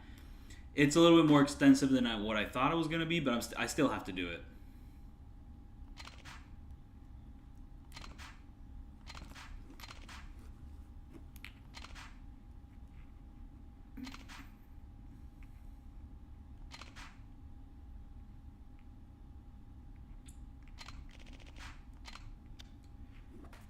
Okay, so sushi, smile burger, and then the third one, honestly, I'm going to have a hard time remembering, but it's like on the specific street.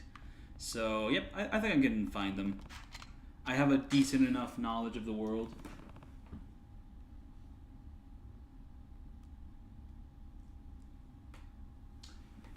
Yeah, it still kind of does that. I don't think it's as egregious as, like, in Kiwami 2 and Yakuza 6, because, like, basically, there's two styles in that game, and, like, the faster style, yeah, like, if an enemy blocks your attack, you do tend to bounce off them, but the other style just kind of breaks through blocks, so, like, it does happen, but it happens less frequently, and there's a certain style that's kind of, like, designed specifically to, like, power through that sort of stuff. And also, like, one issue with Judgment is that there's one style that's just way better than the other. Like, I mean, you still kind of need both styles to do, like, little sick little juggles, but one style definitely, like, has more, is, like, more useful than the other.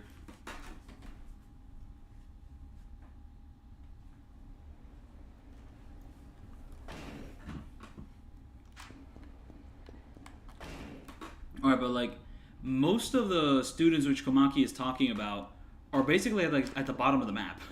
So, yeah, they're basically all near the bottom of the map. That's kind of the issue. So, like, we have to go all the way down there. But where is that street? It's not that. It's not that. It's not that. It's not that. It's not that. Oh, is this street actually, like, higher up? Millennium Tower Street? Is that... Okay, actually, this main street is okay. So he has to be around here actually. So the first guy should be close by, but the first guy is the third guy.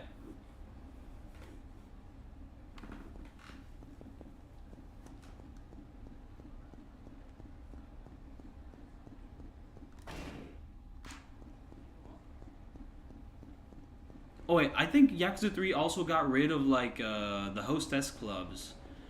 Not 100% sure about that. I mean, hey, here's a club, I can't enter it. So that might make this little side quest more confusing than it needs to be. But I assume he's like somewhere around here or like in the information center there, somewhere along those lines. Like it might be you. Might be you, man.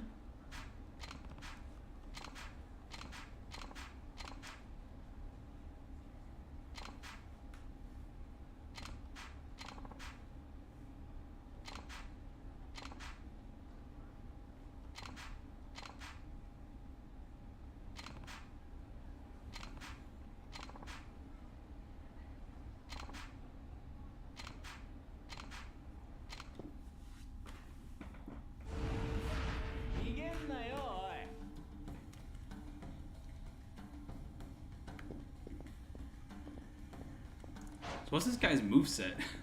He doesn't seem to have anything too intimidating. He's probably a defensive player, like maybe he has a tiger drop or a Komaki parry. Or like a cat reflex. Like, well, what's this guy's deal? Maybe he's just weak as hell.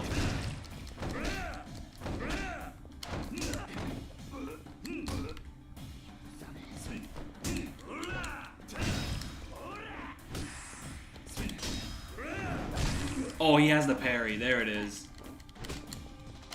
That's the exact move I need.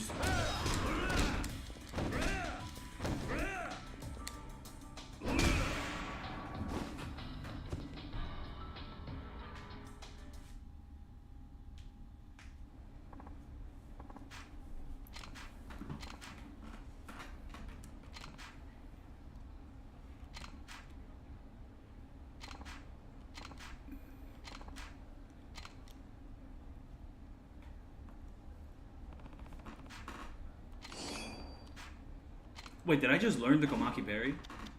Like just instantly? Like I don't have to like fight Komaki? I just learned it that way? That would be a little insane. Like I doubt it. I doubt that I learned the move just like that. But yeah, the rest of them are just downstairs. So I have to go all the way down, and honestly, like, I mean, do I just take a taxi? I mean, if I go this way, I'll hit a story objective, but I'm really worried that if I'm hanging around with Riki, the Komaki side quest might just go away and I'm not allowed to do it. Because I'll be like in a rush to go meet up with Kanda at a hotel or something like that.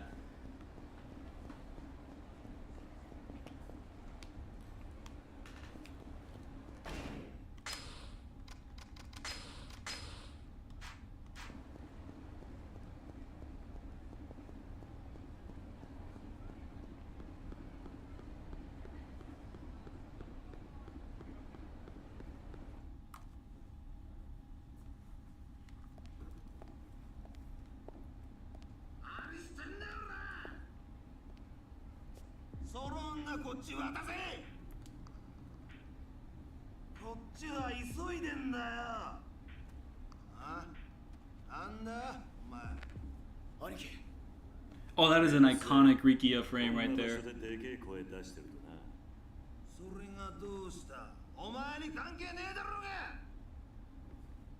その女、こいつらに襲われてたのか。はい。こいつら無理やり拉致ろうとしたんだ。と言っているが。だから、それが何だってんだ？音具でもあんのか、おら。何やってんだ？この胸の大門見てみろっつってんだ。あ？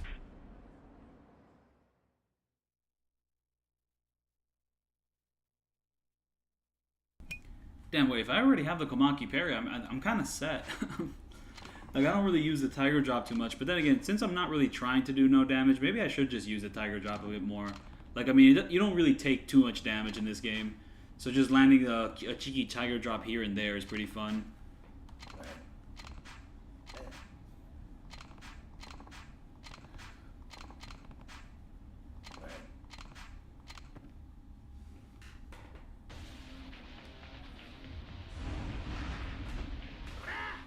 Yeah, no, like the hostess stuff in Yakuza 3 was really annoying. Like having to do all of that for like completion to reach a mode. Oh, I tried to do a Komaki parry there, it didn't work out. Probably just like, I don't think you're allowed to Komaki parry that a tackle. I don't know. Hey man. Oop.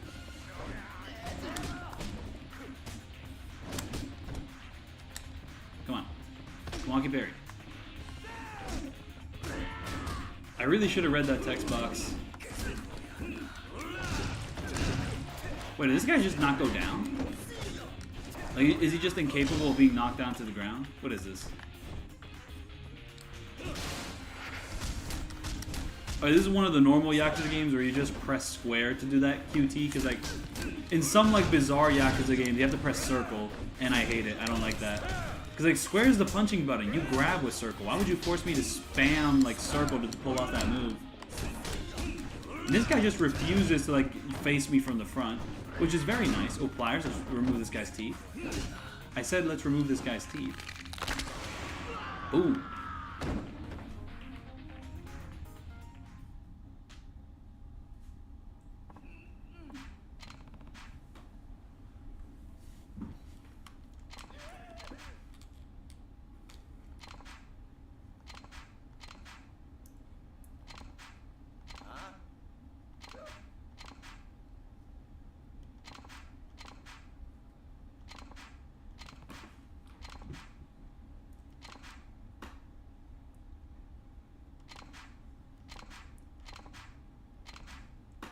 I mean, that's still sexual assault, but okay.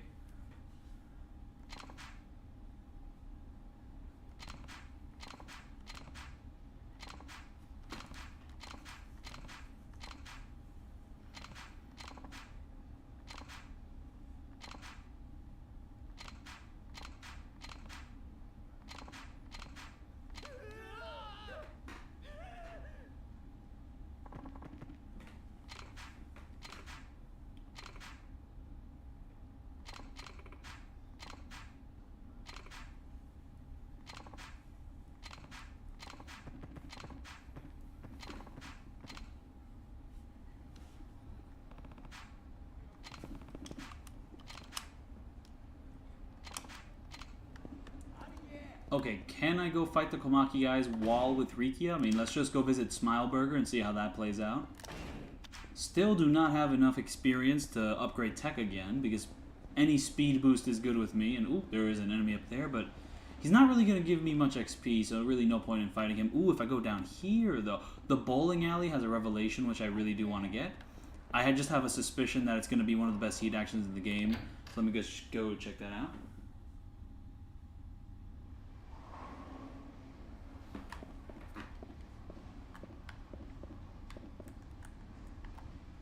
Boom.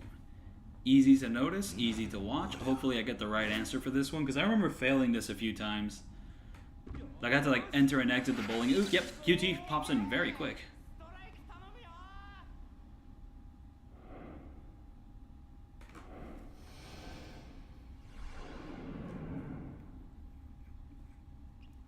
That is a very low-res shoe. It has to be the best heat action in the game, because he does it in a very similar fashion to the way you do it.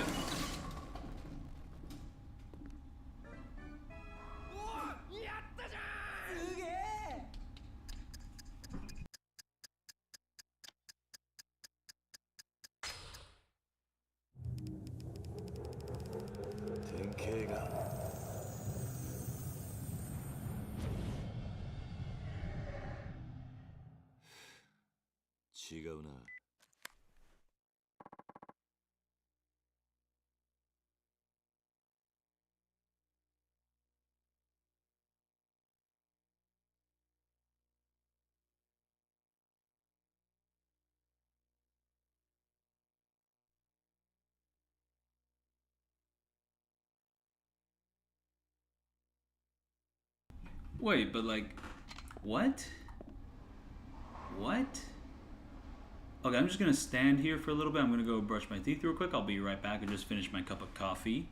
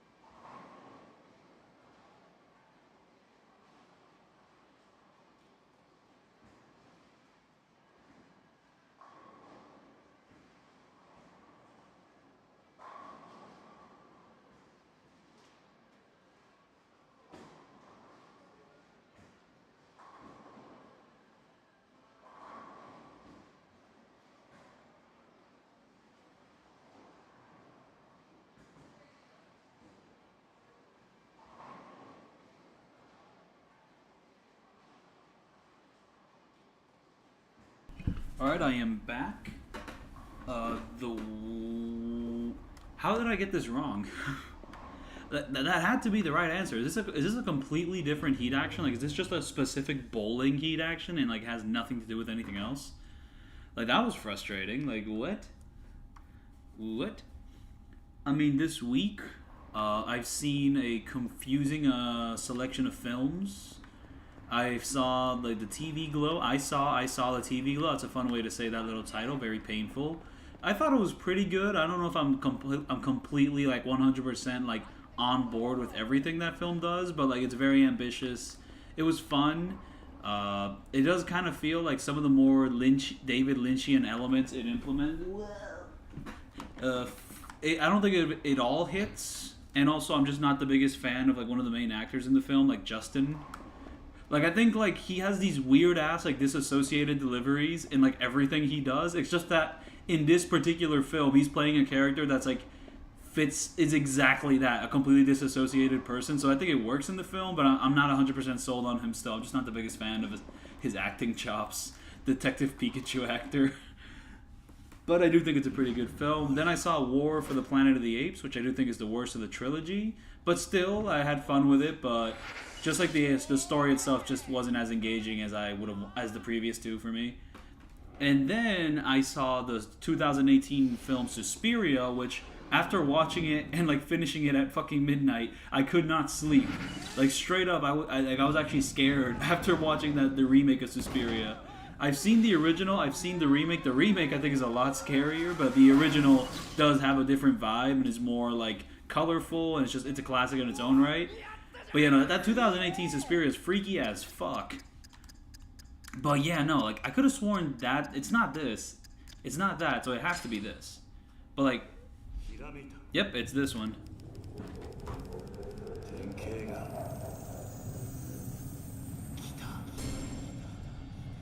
So what's the heat action? Like, it's no way it's the useful one, because like, the useful one doesn't involve a ball.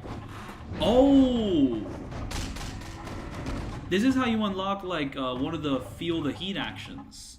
This is really useful for one boss fight. 2 of them. Because not that many boss fights in this game involve a crowd. So, like, the ones that do, yeah, you can do that little heat action and it kind of helps. Okay, so that's what you learn here. I completely forgot about that. Yeah. Oh, I really, really need to learn 2 heat actions. There's one heat action where you just run into a crowd and like the heat action just like eliminates 4 people or damages 4 people. It's great for crowd control. And then there's another one which is the Hell's Floor. I need to learn the Hell's Floor heat action, but I forget where you learn it. It's definitely from a Revelation. Just don't know which Revelation specifically. But anyways, besides that, we are going to Smile Burger to smile. Oh, locker coin, locker key. Yes, give me that.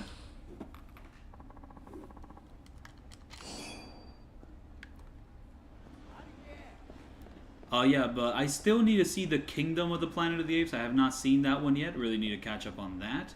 Hit the cinemas, hit the theaters.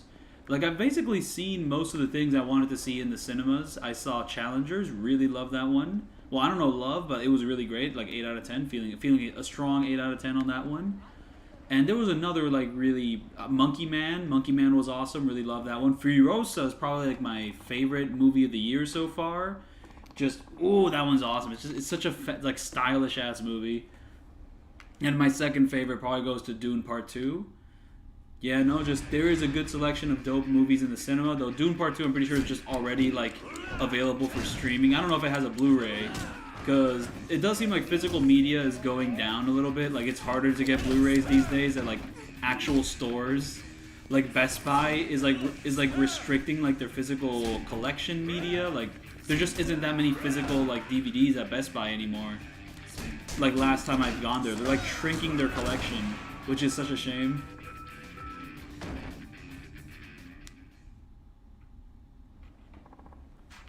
I mean, favorite films? I mean, that my favorite films kind of change on a dime, but I have a top 4 of some sort I kind of have on my little letterbox. One of them definitely has to be it's a one which I saw more recently, but I really love. It's called Fallen Angels by Wong Kar-wai.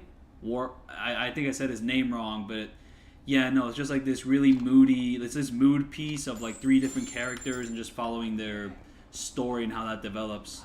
It was 3 different characters, right? There's like, it follows like a hitman, like this woman that's in love with a hitman, and then this deaf guy, and just their little like, just a day, like a night in the life of them. A day in the life, I don't want to say that because the film never really takes place during the day. It's like always at night. Really love that one, though technically it is kind of a sequel to another film called Chungking Express. And Chungking Express is really good, but I don't like it as much as Fallen Angels. And Fallen Angels also just does not feel like a sequel at all, but there's a few connecting paths from Chungking Express to Fallen Angels, but both films are very standalone from each other, but you know, you might as well watch both while you're at it. Like, they're both very classic films. Highly recommend those. Another one of my favorites has to be Twin Peaks Fire Walk With Me, but that one isn't good for recommending because I just went the complete wrong way. I have to go to Smile Burger to get the rest of the upgrades for Komaki. But yeah, no, Twin Peaks Fire Walk With Me, you have to see like the entire original TV series before watching that. That is not a standalone film at all. That is very much like the conclusion to Twin Peaks before like the 3rd season came out. So you have to watch like seasons 1 and 2 before watching that film. And well, the thing with Twin Peaks is that the first season's very campy and fun and soap opera-y, and it's very good and stuff. And season 2 is really, really good up until like episode 10, where they basically like resolve the entire mystery, and then from there the show just kind of continues. And it gets worse. Like, I mean, there's stuff to love in like the second half of the 2nd season, but there's so much lameness in it too. Like, just so many subplots that just go nowhere or just aren't very good. Like, it's just kind of a dry mess. But then, like, near the end of the 2nd season... And also, the worst part about the 2nd season is that the first season of Twin Peaks is, like, 6 episodes, right? It's pretty short and concise. And then the 2nd season is, like, triple to quadruple the size of the episodes. And it's just that, like, the entire second to, like, 3/4 of the second season just is very lame. So, but I recommend pushing through it. But yeah, no, it's not great. And then for my, for my favorite films, I'm just always going to include a Spider-Man one. Like, Spider-Man has to be involved when I'm talking about, like, my favorite films, because I love my boy Spider-Man. When it comes to Spider-Man, my favorites are either going to be, like, Spider-Man 2, or Spider-Verse, or maybe, like, even the brand new Spider-Verse, but honestly, that one's kind of a part 1 to, like, a part 2 movie, which still does not have a release date, so... But yeah, no, those are going to be my favorite Spider-Man films, like, just there is no other one. So, like, those ones definitely get a spot. And then for my 4th one, it's Ping Pong the Animation, even though that's not a movie at all, but for some reason... Ping Pong the Animation is just, you can just log it on Letterboxd, an app about movies, but every now and then, like, a TV show just kind of slides through it. Yeah, you can just rank a TV show on the app about movies for some bizarre reason. But yeah, no, Ping Pong the Animation is fantastic, and just Yuasa's work in general is just really great. And what are you doing here? Yeah, what are you doing here? Alright, but there's like a dude I have to work with. Oh, I'm pretty sure he's at the counter. I'm sure here, why not? And also the original Blade Runner and Blade Runner 2049, fantastic films you have to check out for sure. Oh, I think it's just this guy. I have to talk to this guy right here. Hey, no. Am I just not allowed to talk to this guy while Riki is here? That's going to be such a shame.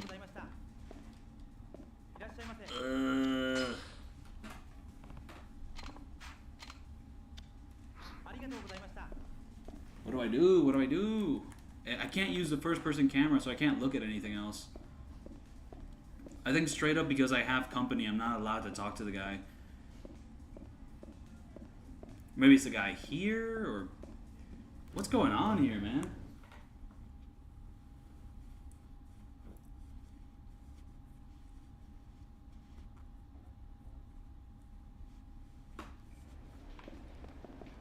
Is he around in the area? Like... I straight up, I think because I'm with Rikia and I have this objective, the game just is not going to let me continue with that.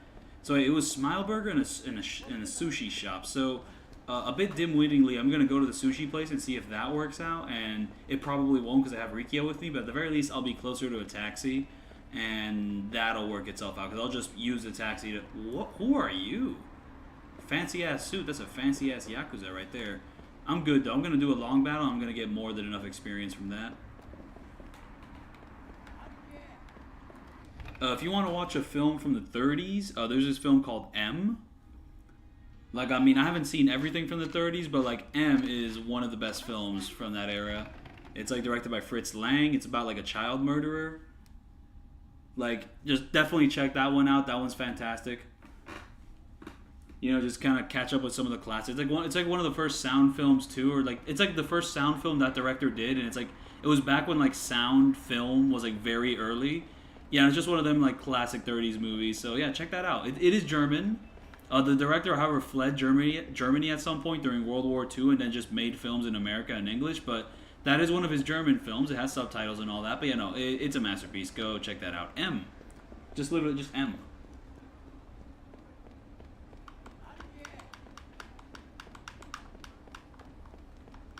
It does have dialogue. It's not a silent film. Should I check out the coin lockers? Should I check out the coin lockers? And, yep, sushi place didn't end up working out, so I'm pretty sure I have to be alone. Oh, the lockers just stay open after you open them? That's fun. Another stun gun. I guess I might as well use some of the weapons while I'm doing this long battle. And a cheat item? Okay, that cheat item is going to come in very useful. Oh, wait, the whole purpose of going to the sushi shop was that I could use the taxi, but now I've gone all the way up here. So that advantage is just gone, so I'm just gonna go up here, I guess. Ugh.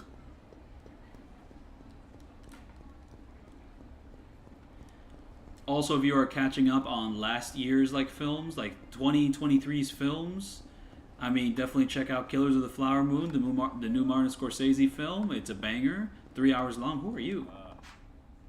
Oh, okay, just a story guy. Nice. Just a lot of these kind of posted around the area. Just kind of adds a nice little bit of intrigue. I really should save the game before entering the Death Fortress. Oppenheimer also. I mean, it won all the awards at the Oscars, but yeah, it was well deserved. That's probably my favorite Christopher Nolan film so far. And just currently, like, just it was so much better than what I was expecting it to be. And also Poor Things. Poor Things is absolutely a banger. Also my favorite from that director. But I haven't seen everything that guy's made. But like, just I think like his humor's the best in that one. And also just, it's like the most exaggerated out of all his films. Because it's like the most fantastical. While his other films are a little bit more subdued. But yeah, Poor Things, I really like that one. John Wick 4. You gotta hop on John Wick 4 for sure.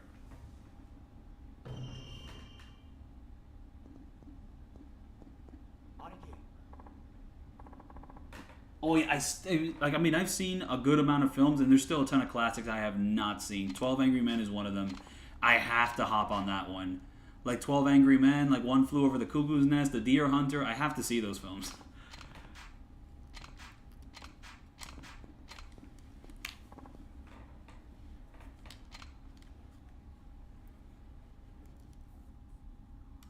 Also, I gotta finish up and just watch the rest of Martin Scorsese's catalog. There's certain directors which I really do need to finish up their catalogs of like films, just like their entire experiences. Like Martin Scorsese, I still haven't seen all of The Departed, but I did see Infernal Affairs, which is based on the same story as Departed. Though The Departed does make a lot of changes to fit the more like American sensibilities.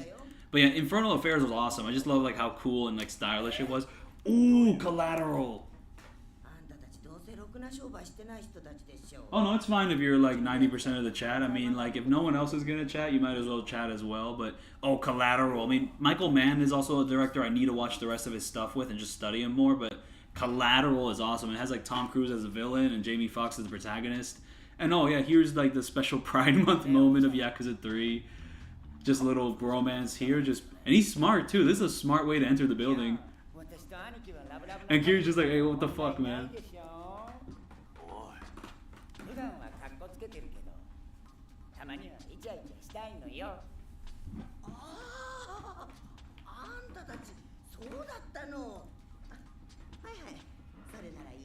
But yeah, no, Collateral is just a banger. I think it's probably my favorite of Mann's movies so far. But I only seen like a few. I mean, I saw Heat. Heat's kind of like his classic like 3-hour romp, with Robert De Niro and Al Pacino. I think it's 3 hours. It was a massively long movie, and Heat's great. Manhunter, I saw that like over a decade ago. I actually need to rewatch it. I have the Blu-ray for that. And well, the thing with Collateral is I also bought the Blu-ray for that because like when I wanted to watch it, it was like on 0 streaming services. But then like I bought the Blu-ray, and a week after it was just on Netflix. And I'm pretty sure it's currently like on Netflix and streaming services right now. But there was a period in time where like Collateral was like on nothing, and it was very frustrating. So that's kind of why you want to stock up on like Blu-rays, DVDs, 4K disc, what have you, because my goodness, streaming services, they just remove and add, and it's just like there is no consistent place for like most of these movies and TV shows to stay. So like you kind of need to like lock on to like a permanent collection because streaming services will fuck you over. They really will. 遅いやないか姉ちゃん。何よお前ら。まだことも始まってないようだし、少し時間をもらう。誰やお前。登場界4代目、桐生一馬だ。何やと。これは4代目。 Bro, this dude talks a big game. あんたに聞きたいことが。敵が来たぜ。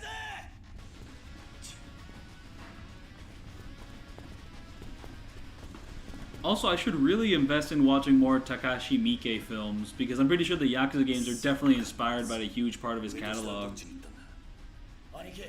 Also, I need to watch the guy in Yakuza 6, I forgot his name. He's also in the live-action Battle Royale movie. But yeah, I need to watch his work, like Son. I think it's like one of his most famous films. It's called like Sonatine, something like that. But I really need to watch that one. I hear great things about it. Oh, let's use some weapons. There, Kali sticks. Why not? And the heat action. Like the heat action for this in Yakuza 2 like took forever. But yeah, it seems it's been modified in here to not last an eternity. But yeah, like the Kali sticks animation in Yakuza 2 just go on for infinity. Especially if you like kill an enemy with the Kali sticks and it's like the last enemy in a crowd. Because like every time you like finish off a fight in Yakuza 2, there's like the slowdown effect. And like this heat action would have the slowdown effect applied to it, and it would just last like for like 40 to 50 seconds, depending on like where it stopped. Ooh, this is a really fun weapon to use though. That just eliminated all the enemies.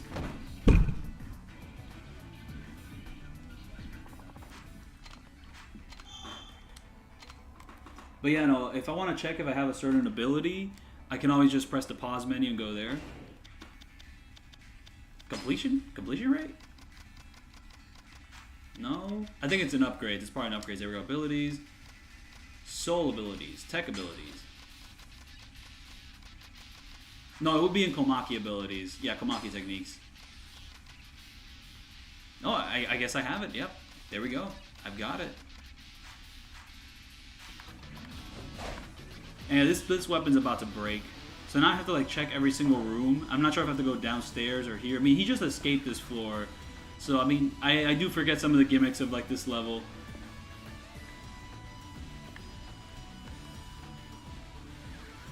Like, I'm pretty sure we're going to have to return to this floor anyways. Like, once he goes back up, down. It's got a fun little vibe to it and structure. And, okay, we have these people just blocking us from going downstairs, so we have to go upstairs.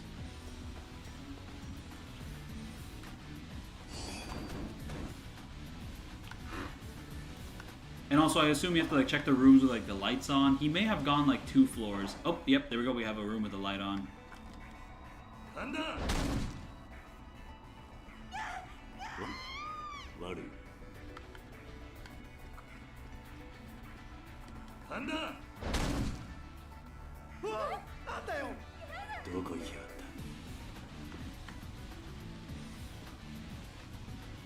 so we're probably gonna have to go another floor up.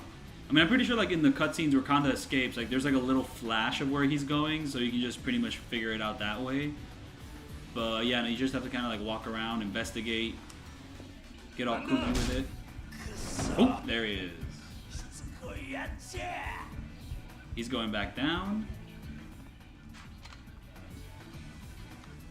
And, like, every time one of these cutscenes happen, my weapons just go away. Ow. Oh wait, we already have that equipped. Let's just equip the other stun gun while we're at it. Oh, we should have just equipped... Oh, and the stun gun goes, like, it breaks guards because, you know, it just stuns them. Not the heat action I wanted to do, but it works out well enough.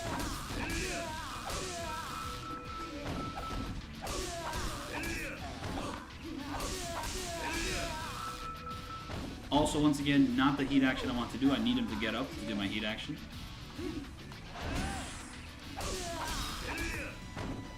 Come on, get up. Oh, I can taunt while having the weapon equipped? That's fun. Oh, and he's mad. He's not going to let me do it. I hate this guy. I just want to do one heat action, and he's not letting me. I'm just going to keep stabbing him then. What about on this guy? Oh, I can do heat actions on the couch guys. That's like the best way to get past them. Oh yeah, this was also true in the original Yakuza 2. You had to like do heat actions to get past the couch guys because fighting them any other way was just nonsense. Oh, I think an enemy's gonna try to like drag me into this room. Yep, there it is. There's a little gimmick. Block that.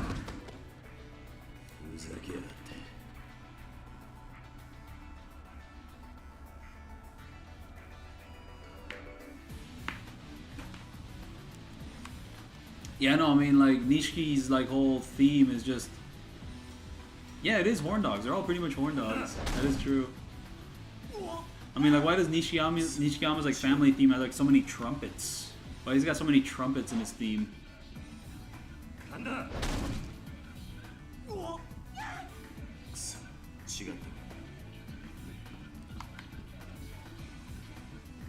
Oh, I already opened that door. So wait, he went down another floor? That's a little absurd, but okay.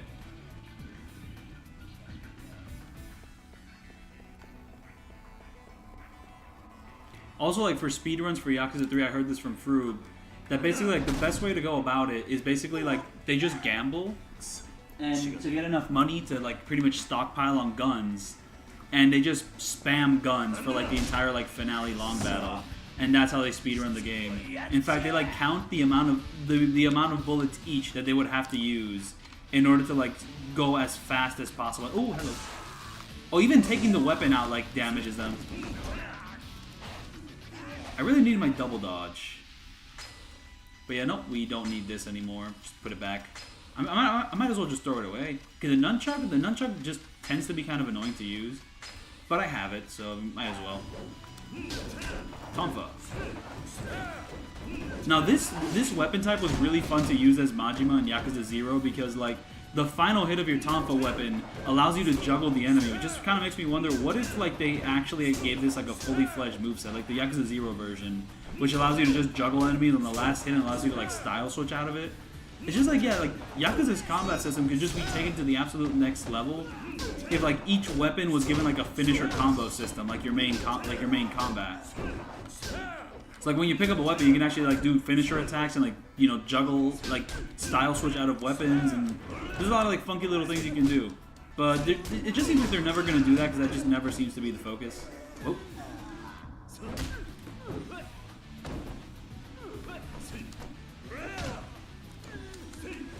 Oh, I got a sword.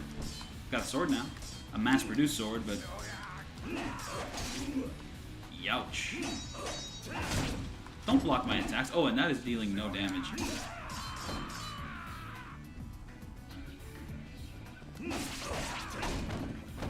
Once again, like I said, dealing no damage.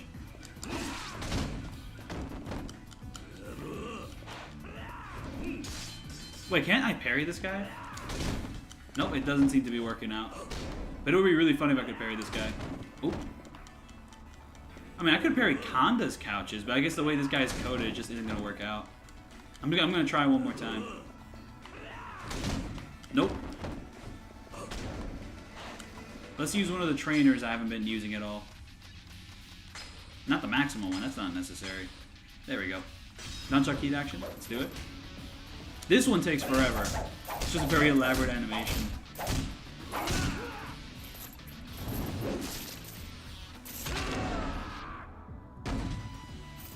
Did Kiryu just teleport out of nowhere? Boom, just a little glitch with the heat action animations.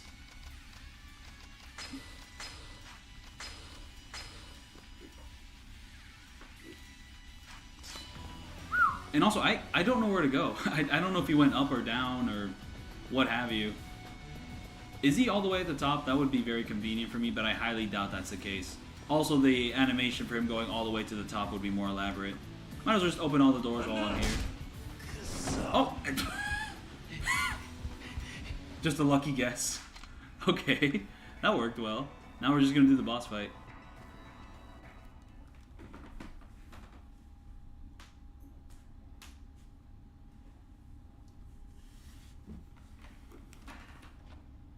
Addy, I do not know what a night rental is, besides Blockbuster, which Blockbuster is the reason I played Black Ops 1, except I had to return it and I was very sad about that. I love the way this room looks. This is awesome. Like, look at the little bricks there, like the black and red bricks, just like the purple lighting here. And the pool, too. This is crazy.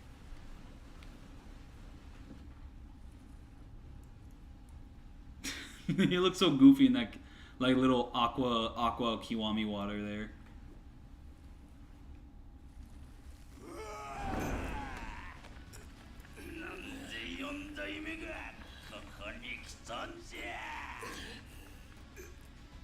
But yeah, no, one of the more bizarre design decisions of Yakuza 3 is that there's a certain revelation you can do after this fight, which teaches you a heat action, which counters one of his main phases in this fight.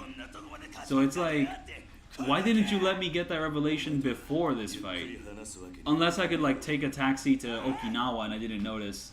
But from what I remember, it's just straight up impossible to get the revelation before this fight. Even though the revelation is basically made for this fight.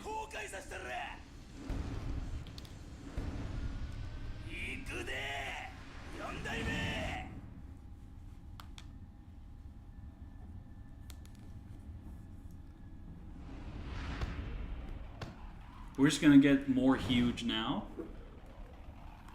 Yeah, but I forgot what I do here. It's just I wait for him to get like some equipment because besides that, he just he has that fucking phase where he just does that big attack. He tends to be open most of the time, but he could be a little inconsistent with the way he works.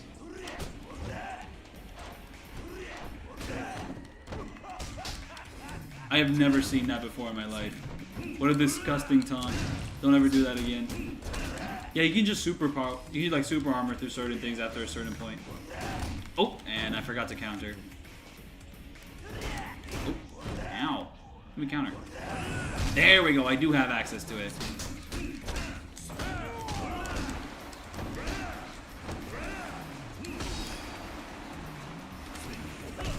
Oh, the grab combos! I don't know how to unlock them, but that is super useful. I'm gonna need that. I'm pretty sure it's a tech thing.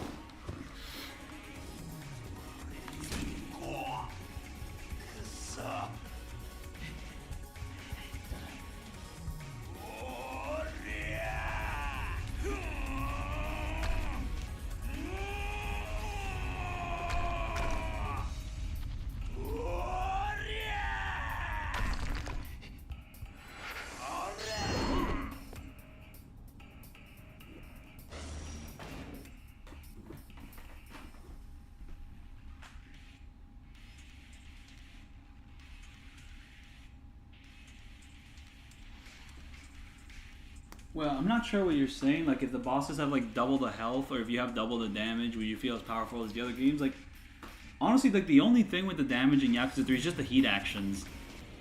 You can't really counter. You can't Komaki parry this phase. So it's just kind of a mess. And yeah, doing the couches doesn't really help much. Because he just kind of hits you back. You can do heat actions against the guy, I'm pretty sure.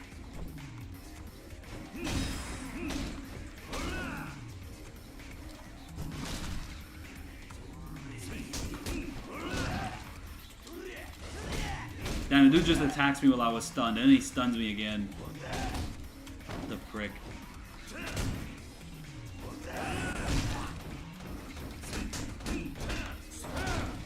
Oh wait, hold up. Can't I do quick step attacks out of attacks? No, like, can I like quick step cancel out of attacks? It seems I can't. Oh, this is harder. No, it isn't.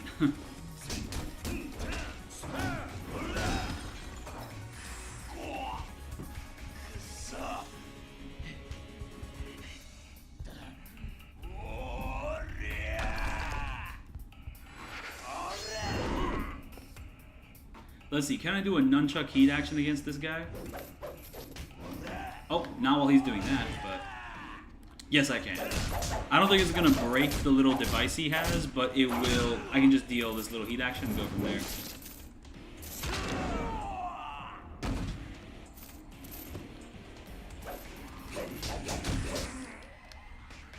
Oh, and I gotta spam the shit out of the fucking trigger. Because it's only 10 seconds. And also, not a big fan of spamming this PS3 trigger. It's just not very stable. It's very floppy.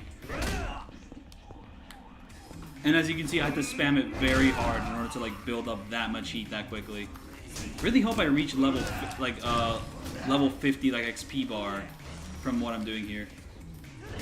Ow. Ow. Just without the parry, this Conda fight's kind of a crapshoot. Because like, how else are you gonna deal with like him super armoring through everything you're doing here? Is there just no more furniture for you to get, bro? Get that fucking table, dude. Oh, just the Komaki parry timing. I'm just not getting down. Oh, ow, ow! Don't kill me, dude. Come on. This is not going well at all. Oh, he finally has the couch. Finally, I actually land his attack. I don't want to use healing items against this guy. I want to fight him fair and square here.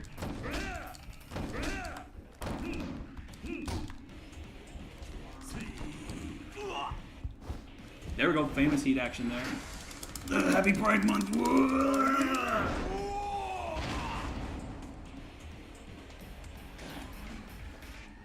We're gonna fuck him up.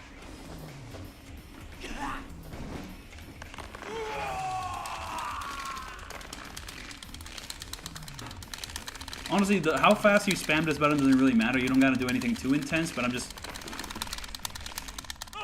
This is how I was able to beat the torture sections in Metal Gear Solid. Like Metal Gear Solid 1. The worst ones I think are Peace Walker, because like... Oh! No! Wow!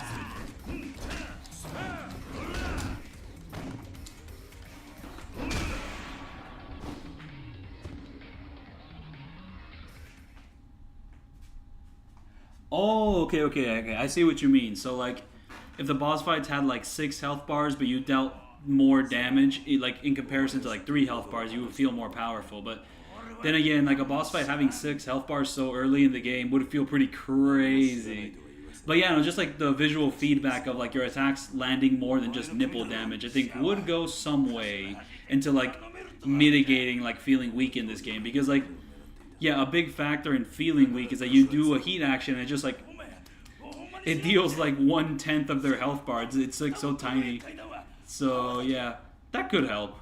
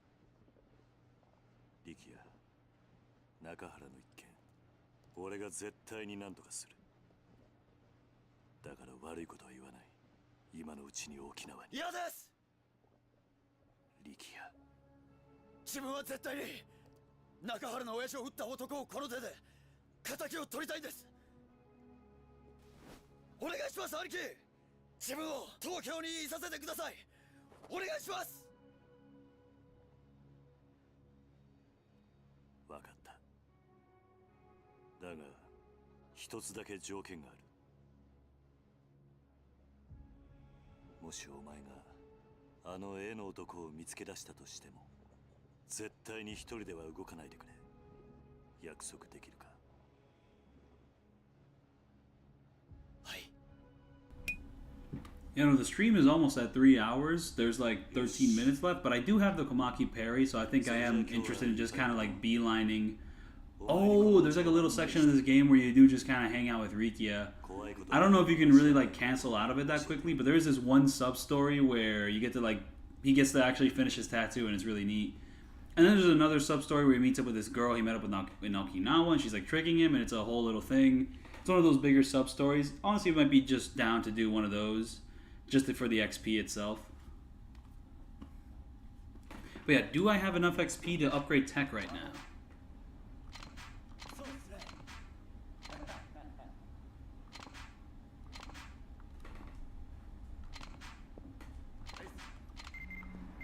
Oh, and then, yeah, this is like the... I think Kenzin was the first game to introduce the slow stabbed walk. And yeah, I'm not a big fan of it. Ooh, mail. What's up with the mail? Ooh, I do have enough experience to upgrade tech. Very, very nice. Email.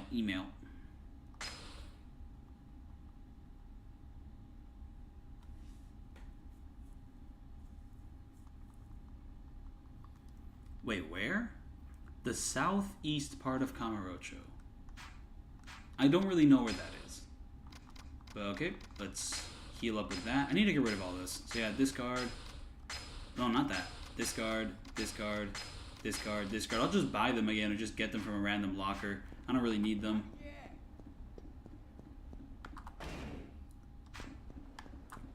Oh wait, but upgrade. There we go, let's upgrade tech.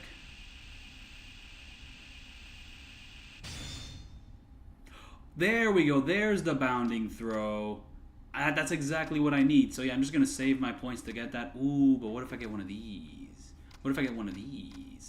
Oh, but getting one of these will like get rid of every single point I have. But honestly, the next boss fights in the next chapter and you know so on and so forth, they're gonna give me so many points in return. That'll be like light work. Oh, but what if I save the XP for that specifically? I think I want to do that. Oh, but I also need to do all the Komaki stuff to like unlock the ultimate essence heat action, which is like one of the most useful heat actions to do against boss fights which are stunned. Like, I mean, it still doesn't do the most amazing damage ever because, you know, it's Yakuza 3. But it is still, it's a great heat action. And it's just, it's very rewarding to pull off because the conditions to get it require, like, skillful parrying. I'm not a big fan of the way they incorporate it in Yakuza 5 because in Yakuza 5, it doesn't rely on skill at all. You just have to, like, build up a meter and then use it when the meter is full. It's not the same.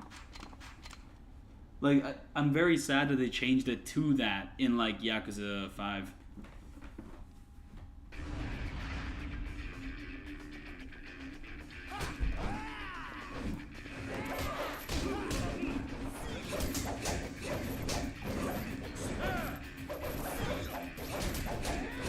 Yeah, one thing I do not like about the nunchucks is that like once you're done with the combo, he has to do like a little taunt every single time. It reminds me of like Shinobu's section, like No More Heroes 2, where like every time she performs like a full combo in that game, she does like an unavoidable taunt, and you basically have to deal with it by not doing a full combo. You have to like restrict yourself, you know, like every time you're close to doing a full combo, you have to like dodge cancel out of it, because if you do a full combo, then you're just gonna get nowhere. There we go.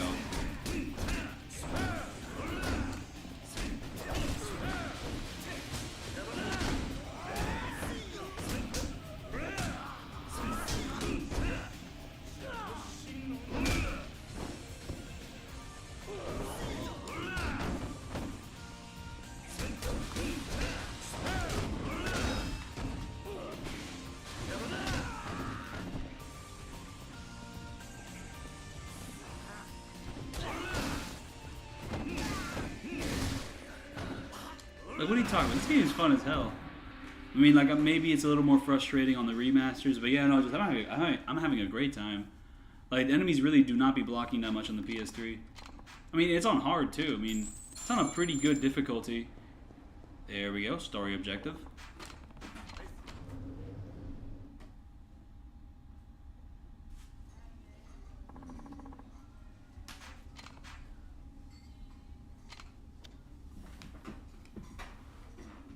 We're gonna split the check.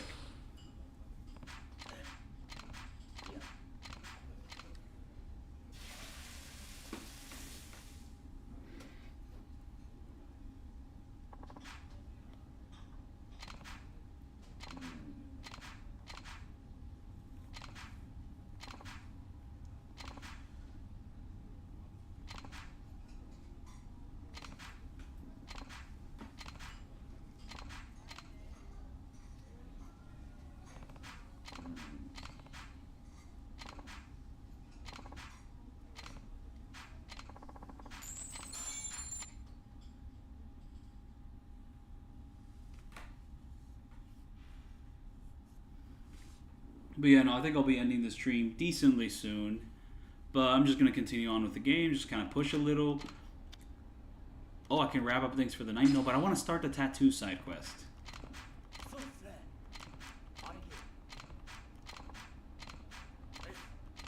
And there is the store with the copyrighted theme. But, I can use one of these upgrades to... Yeah, I think I'm going to do it. Just going to continue with my... Oh, but I really need a taunt. I really need that taunt. Even though it doesn't give you that much heat, it's just great. I love having it. Ooh, locker coin keys. Always useful. Well, not always, but decently useful. There's good items in those lockers. But yeah, if I go to the tattoo artist right now, will he be there? Where even is he? Oh, he's downstairs. Gotta go all the way over here. What is this? Boom. So I guess in order to start that side quest, I just actually have to visit the location. Then from there, the side quest will begin, and it'll be pretty epic and awesome and dope. So just going down.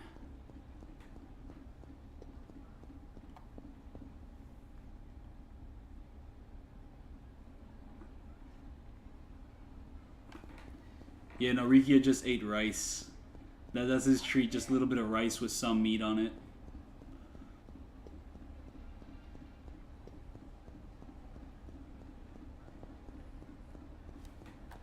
Oh yeah, they also removed Mahjong out of this game. Oh, in the southeast part of Kamurocho, there was like a revelation I could do, but damn, is it here? Is it there? Maybe it's this guy. This crowd, not this guy. Oh, ugh, get away from me! That guy runs weird. Why do you run like that? What's wrong with you?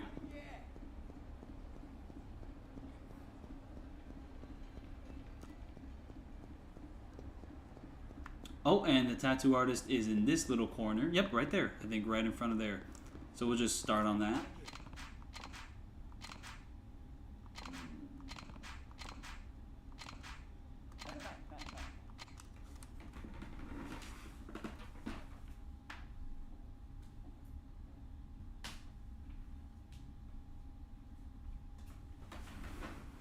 Yeah, no, I really thought I was going to do like 3 chapters like every stream, and that is just not the case. So to be fair, I did spend like a good amount of time like getting the Komaki parry and doing other side content stuff. And just running up and down the map. I am not being time efficient at all.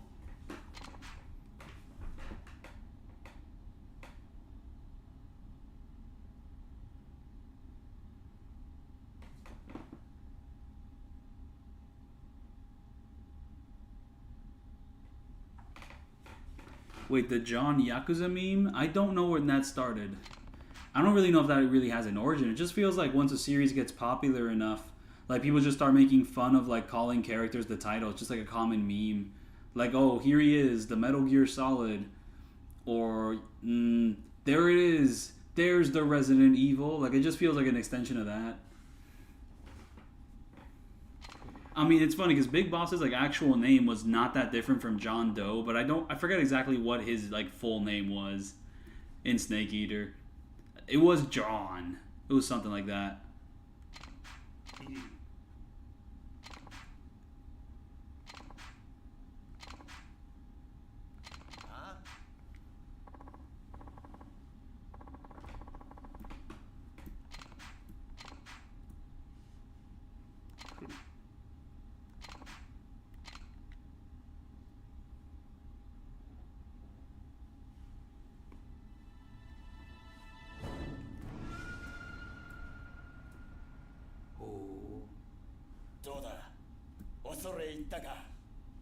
あんたがどれほどの掘りしか知らねえが、俺のハブにはかなわねえだろ。ほら、ここのところよく見ろ。この色、柄、すげえだろ。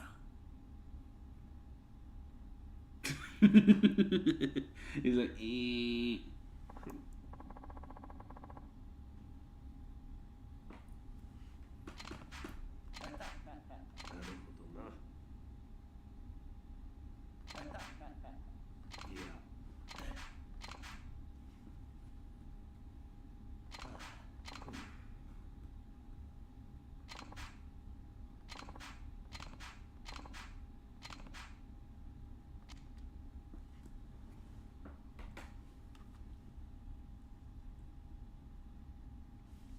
'Like it's such a subtle little expression the tattoo artist makes.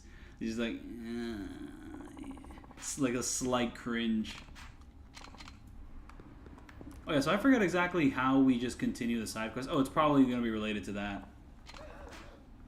Spineless businessman. Confrontational man.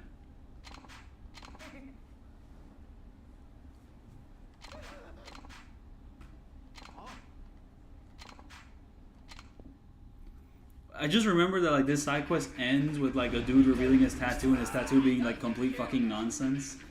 And Riki is like, eh. And he just refuses to fight him just because his tattoo is like so stupid. But I don't think that guy is in this crowd. I don't see him. He was like a heftier guy. He had a little more. He had a little bit more weight on him. And this guy's like too generic to be that guy. So I don't know who it is. Is it this guy in this little shirt? He's too skinny to be the guy which I'm referring to in this side quest.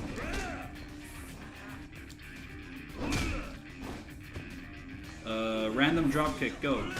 Boom, it worked.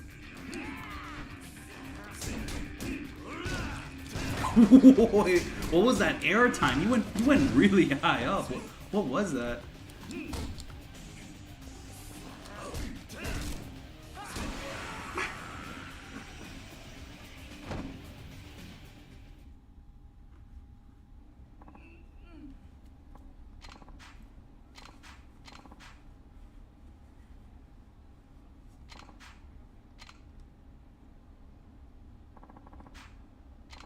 There he is. This guy just pulls up out of nowhere.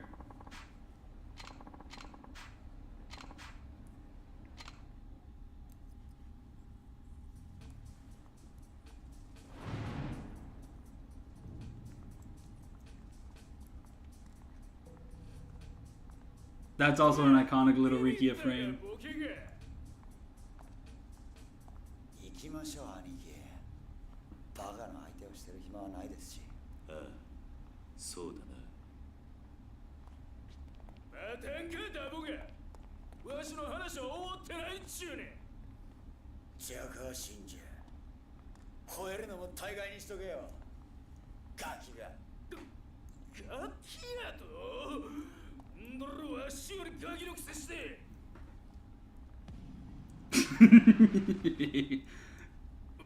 He just mogs him to death.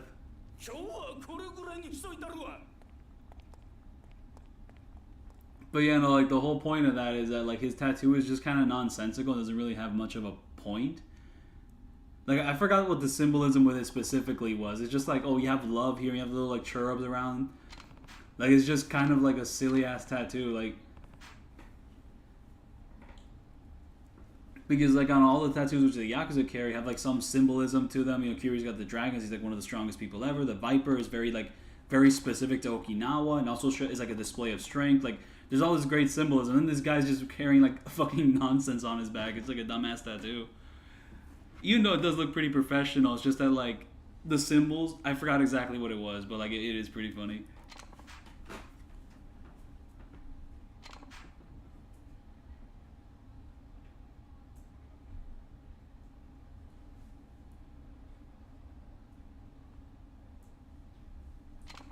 The real Yakuza 3 coffee, the Yakuza Kiwami 3 coffee, will come out someday.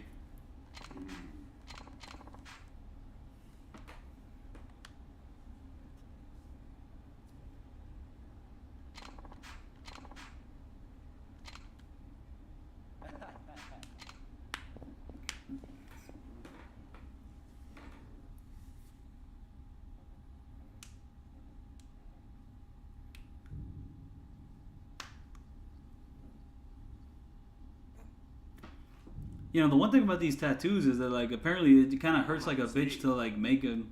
ハブに魂を入れとるんだ。 And also, like, I just have no reason to get a tattoo, so I'm just not going to.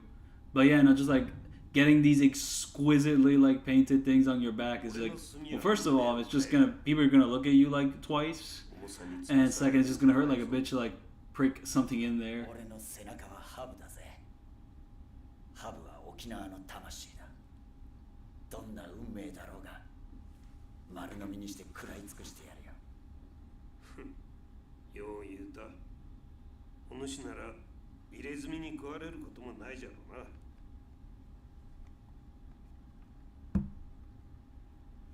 Also, like, there's a lot of Yakuza which, like, get tattoos which go all the way down to, like, their butt and, like, genitals. Like, that shit must be awful. Like, what that process must fucking hurt like a bitch. I think Majima has one of those tattoos. And also, one of the practices in the Yakuza is that when one guy with a really famous tattoo, like a really famous Yakuza, dies, they kind of, like, cut off his skin and just kind of, like, hang it, just, like, preserve the tattoo of some sort. 名実ともに兄弟分になったってことですね。そうだな。 Ooh, we have hit 3 hours, so I do think I'll be just going to the nearest save point and just ending the stream there. But yeah, no, I really wanted to do this side quest. It's a great little thing to revisit this guy, and also to just kind of, like, conclude this arc of, like, his tattoo, getting to actually finish it.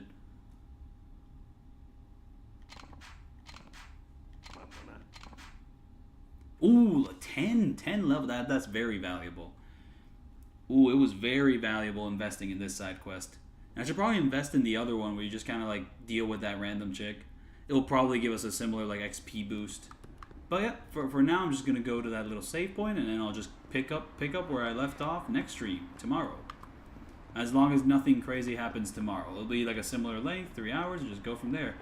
You know, the Yakuza game is just, like, very easy to get distracted in them. Like, it just doesn't feel like I've been playing for 3 hours, but I have been. So, yep, nope. Just gonna go to the save point and deal with that there. But thank you so much for sticking around for this stream, and I'll see you all then tomorrow for the next part of my Yakuza 3 walkthrough. And I think from the next stream onwards, I can kind of just beeline the rest of the game, because I basically have all the upgrades I want. Wait, no. I'm gonna continue doing the Komaki stuff to get certain heat actions. And also, I'll keep a lookout for some revelations for other heat actions, and that'll basically be it, because I'm pretty strong as it is in this game. I can basically, like, handle most of the things which come my way, but yep, this is the end of the stream. I'll be signing off. Thank you.